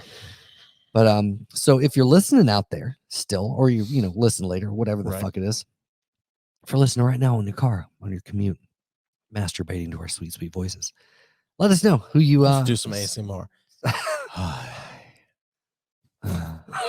some NPR.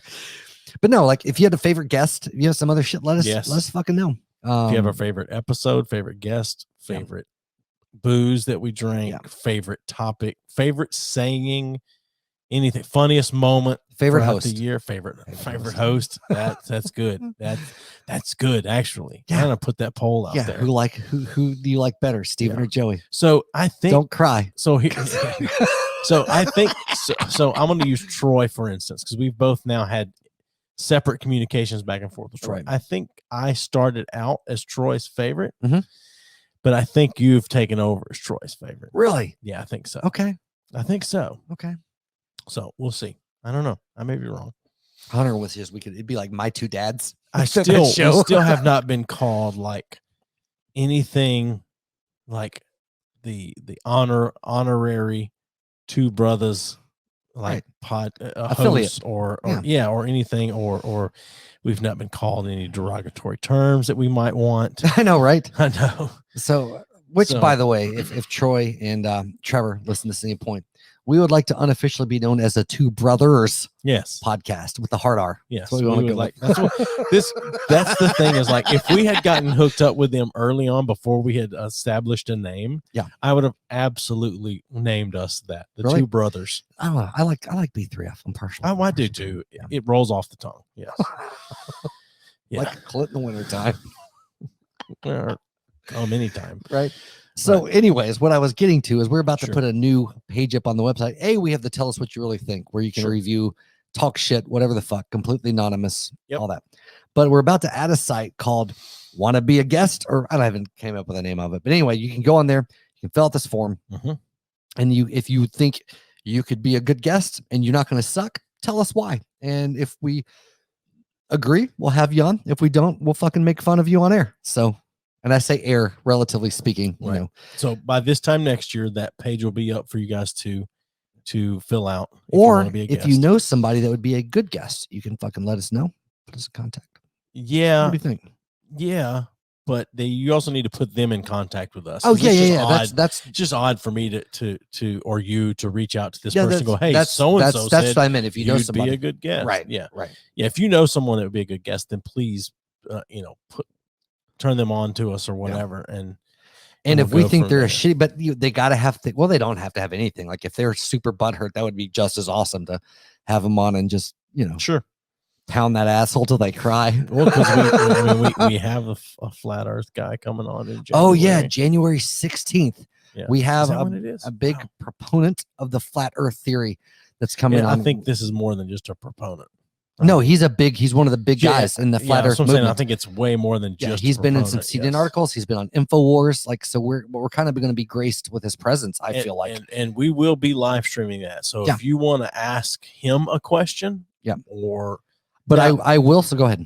Well, I was gonna say, if you want to ask a question or challenge the thoughts behind it, that's fine. You need to watch the live stream so you can see when to call in. Only thing I say is, do not call in for the strict intention to be an asshole. Absolutely. If they strike first, by all means. Absolutely. But don't call in with the intention to just be an asshole. And because I was gonna say, we're gonna do like both of us. I think I will hang up on you. Yeah. And I think flat earth is fucking stupid, but I will talk to this guy with respect because he's another human being, and I will listen to him with an open mind. Yes. I'm not going to get my mind changed, but I hope you get your mind changed. Oh, dude, how awesome would that be? Not very. But I'm just saying, like, I'm not going to be a dick for the sake of being a dick. No, absolutely. Yeah. You know, like, we'll have a conversation because he's another dude that happens to believe some what I think is fucking crazy shit, but it's still his belief. He really believes in it. We'll talk about it. I'm good with that. But we're not going to set it up for the strict purposes of you calling in to be an asshole this guy. For sure. Because we've talked about a lot. We are assholes. But we are more harsh, I feel like, with each other or people that we know than with a stranger. Because we both believe in a baseline of respect. And until they do something to lose that respect, and I'm not talking about something they believe, I'm talking about like an aggression or some shit that they've done to show us disrespect, then I will show him the utmost respect, regardless of my opinion. It'd be the same way if we had a fucking prosperity preacher on this shit. Like, I'll talk to him and I'll challenge some shit, but I'm going to respect where he's coming from. Joel Osteen on here. Oh man, our Creflo Dollar. That's my white whale. Yeah, Joel Osteen, not Creflo Dollar. No. Either one. I'm just saying, any type of big prosperity megachurch preacher would be amazing for me. Yeah, I still think I can. Kenneth Copeland. Oh, he's not as much a prosperity preacher. Right. But man, I'd love Jesse Duplantis. Here's the thing about Jesse Duplantis. Oh, here we go. No. Here's the thing about Jesse Duplantis. I like him more than any of the others. Well, I do declare. I like him more than any of the others. I'll say it that way. Yeah. I don't like any of them. No, I'm not saying I like him. I'm saying I like more. I dislike him less. How about that? I'll say it that way. Yeah. But mostly because he's entertaining as shit. He is. Well, he also didn't mince his words. He didn't pull any punches with whatever he said. And very Smith Wigglesworth. Man, Jesus Christ. I hadn't made it that far yet. Jesus Christ on a cross stick. I saw a meme the other day that was it's something, and it was like Jesus was there or whatever, and all these people around whatever, and in the background on a post on whatever was a crucifix with him on it, and it's like spoiler alert was the meme. I just wanted to say spoiler alert. I have seen and I need to find one to post with their shit, but there's a couple Christian shirts that I've seen with Jesus. I'm talking about like the original CrossFit or some bullshit. Speaking of merchandise. Oh yeah, merchandise. So merchandise, yeah. We're Jewish now. That's a Spaceballs reference, you cunt. No, I understand that. Okay. I said that the other day. Somebody said something. It was during Hanukkah or whatever, and I said, "Well, as my Jewish brothers and sisters would say, couldn't wait." They didn't get it, but I chuckled. But anyway, yeah. I don't respect any of the people you work with. Just so you know, it's a thing. We've got some stickers coming in. Oh yeah, and it's the logo. You see the black and orange logo. This is B3F, established 1997. Okay, that one. No. It's the black and white. Yeah, okay, the two people in the hearts connected or whatever. Yeah. So we've got some stickers coming in, and we haven't really talked a lot about how we're going to divvy those out. If we're going to sell them, give them away for donations, or if you selling. Get a no, it's not the same. It's no. You donate It's like going to a car wash and saying pay what you want, like donate whatever. And if you donate $10, we'll wash your car. If you donate $1, we'll wash your car. I was like, because for a love offering of $10, you get this keychain. For a love offering of $20, you get this book. That's not it. It's okay, So for a love offering of $1, you get jack shit. But for a love offering of $5, we'll send you a sticker. I'm willing to give them away for a love offering of $1. I want to stick with the love offering thing though. Okay. I do want to stick with the love offering. We should. Oh, I'm in. You should pass the digital plate. Yeah, dude. On our website, when I put up our donate, it's going to be a love offering button. Yeah, there you go. That's it. Dude, I'm going to love offering. Good stuff. No, give me that. Give me that. There we go. Good stuff. So anyway, we haven't discussed yet. He just found out tonight that I bought some stickers. I didn't buy a ton. Just bought a little bit just to see what they look like. But I haven't decided if I want to sell them or if I want to if you get enough people, turn enough people on to us that they're listening, downloading or whatever, then we'll give them away, or whatever. I don't know how we'll do it, but we will have some stickers. If you're interested in a sticker, please hit us up. Yeah. Which, by the way, I haven't told you yet, and it's kind of nearing the end of the episode, but I'm working on. No, it's the end. It is the end, but I'm working on some new logo shit. I'm gonna unveil to you at some point. Thank you. You don't like our logo currently? No, I like our logo. I think it's good. It needs some work. I feel like even though it's not everything centered, but how it comes across in print as it being off centered just a little bit, and it annoys the shit out of me. Oh, I got you. Yeah, the established photographers will tell you it's the rule of thirds, right? So yeah, but I mean, I use the whole fucking Snap a Grid shit. So the B3F, all this text is actually centered, but how the font and shit sets, it looks like it is off center. It fucking drives me crazy. So I have some t-shirts designed, but because of COVID and everything, the company we were going through has had issues, and goddamn they're shipping. No, I'm not talking about Parker. I'm still blaming Parker. Yeah, no. So Parker did design a great shirt. He did. He really did. And hopefully when they get we back, had one person order one. Yeah. Well, hopefully when they get back up and running at some point, that'll be out there and you guys can order that. It's a really cool shirt, but this logo here that's behind us is what I used for the other shirts, except for no, I didn't. I used a different one. I used a completely different logo now that I'm thinking about it. But anyway, they're all designed and waiting, but that company was so far behind on shipping. I didn't want to put that out there for people to have to wait a month or 2 months to get anything. So we're looking at some different options though to get some cool shit. Well, then all the merchandise that we've set up that is just kind of in waiting to come out. And it's not that we expect that any of you guys would buy it. Whatever. I wouldn't buy it. I don't buy anything from my favorite podcast that I listen to religiously. But you don't buy shit. Like I'll buy band shirts and stuff. If I've seen, I have this weird thing about seeing the band first, but I will buy shit. Yeah, I don't do that. It's hard for me to spend money on myself. So, but the site we went through, which was Printful, is where I went through. It seemed to be the most recommended. They require you to have some profit built in, but it's the bare minimum amount of profit that we can build into it. So that is it a fulfill as ordered? Yes. Oh, okay. It's so basically what it is. So you don't have boxes of shirts laying around your basement? No, yeah, I'm not willing to do that. Right. Yeah, no, it's a fulfill as ordered thing, but I assure you, there's as little amount of profit as really we can put into it. It's really more along the lines for you guys to be able to order something and have it out there. Yeah, really. Okay. So, because at one point we had a lot of people we knew that listened, and I think most of them have dropped off. Really? I think Jordan, I think Kristen dropped off. Nick watched last week. I think that's strictly because Will Willis was on. Oh yeah. Shay, I think, has been the most loyal person that we've ever had listen. Okay. And I love him for that. So yeah.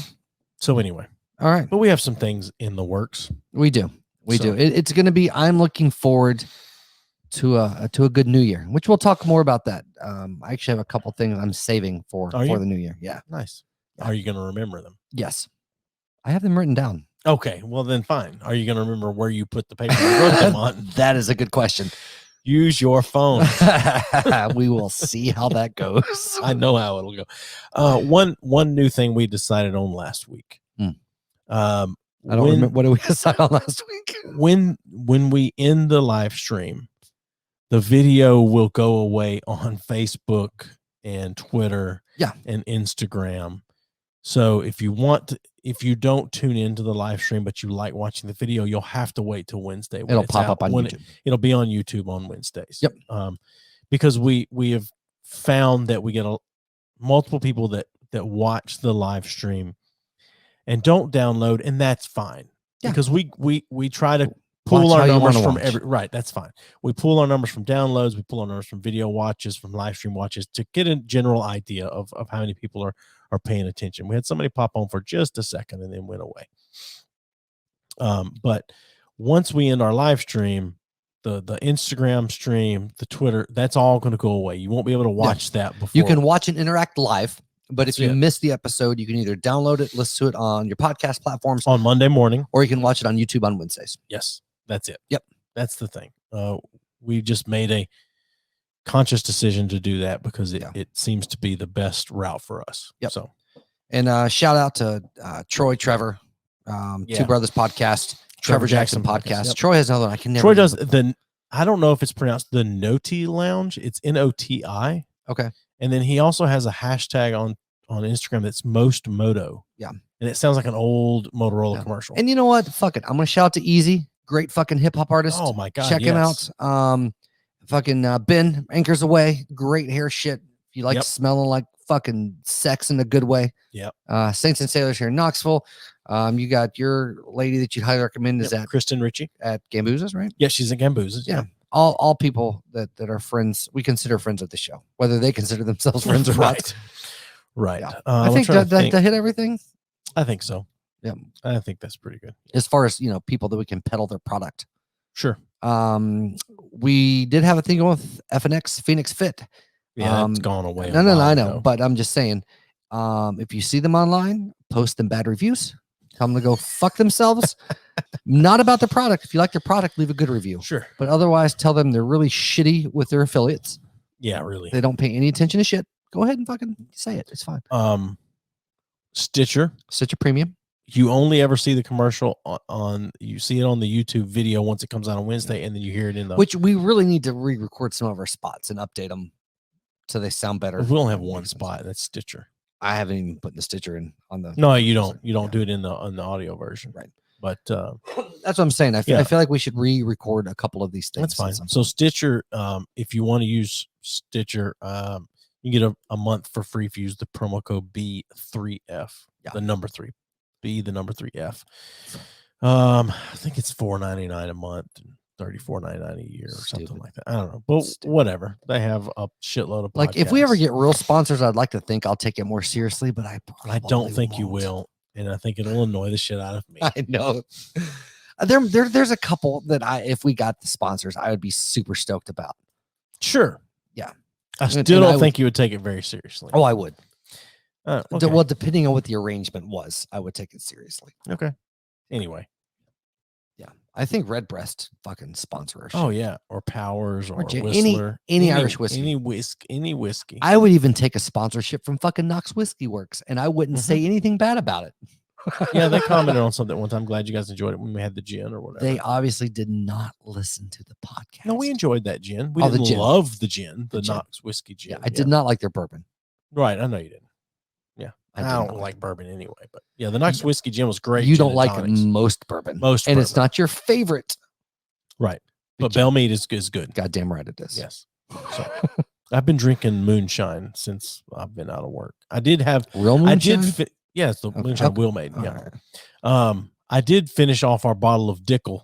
Oh, George Dickel that we got for nice. The nostalgia of Reese Roper. I finished it off with some lemonade. I still got my Nelson's Greenbrier at work, the limited edition overproof shit, limited edition, whatever. Yeah, I got fucked up a little bit the other day. Oh, and last thing, unless you come up with something else, if you guys, we've said it before, I put it in the show notes every week. If there's a liquor you want us to try, send us an email to admin@b3fpodcast.com. That way we can give you an address to send it to. I assure you, if you send us anything legal, liquor-wise, and most things illegal liquor-wise, we'll try it on here. I'll do drugs on here. We'll shout it out to you. If you will send us drugs, I will do drugs on the podcast. You can't. I can. I will not. You can. If you were allowed to, how cool to be to fucking trip balls for an entire episode. I'm not so sure because I'd be concerned of what we would say. Yeah. It's just like doing a shit-faced episode eventually. I'm a bit concerned about that. If we do a shit-faced episode, we just can't live stream it. Well, there you go. There you go. So that way, after the fact, we can be like, oh, didn't know I felt that way. When thinking about it sober, I don't feel that way about that whole race. That's what I was going to say. And that's why Joey doesn't have Jewish friends. All right, dude. You ready to call it a night, my friend? I am. All right. Well, next week is going to be our end of the year wrap up. It's going to be on January 2nd. But we will live stream it. We will live stream. We're going to be fancy. Oh, it's going to be fucking swell. And if you're joining us, not joining us, but just as a reminder, we got this goddamn Red Breast 15 year. Mm-hmm. It's going to be fucking outstanding. Yep. So for those of you that watch, thanks for watching. For those of you that are listening now, after the fact, whatever, thanks for listening. Hey, send us any recommendations for awards to give away, like best guest, funniest moment, shit like that. All right. Yeah. Until next time. Who's prettier? Bye-bye. Yeah. Bye. Give us a thumbs up on Facebook at B3F Podcast. Follow us on Twitter at B3F Podcast and on Instagram at B3F_podcast. Send us your questions or comments to bfff.podcast@gmail.com. Rate us and review us wherever you listen to the show. And as always, thanks for listening.